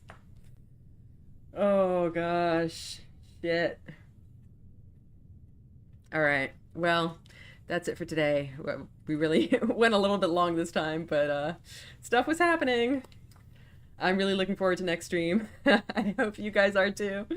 So, yeah, there's gonna be a Speedpaint stream on Sunday, and then no Tuesday stream, and we'll be back next time on Thursday. So, I'll see you there. Alright. Good night. Bye-bye.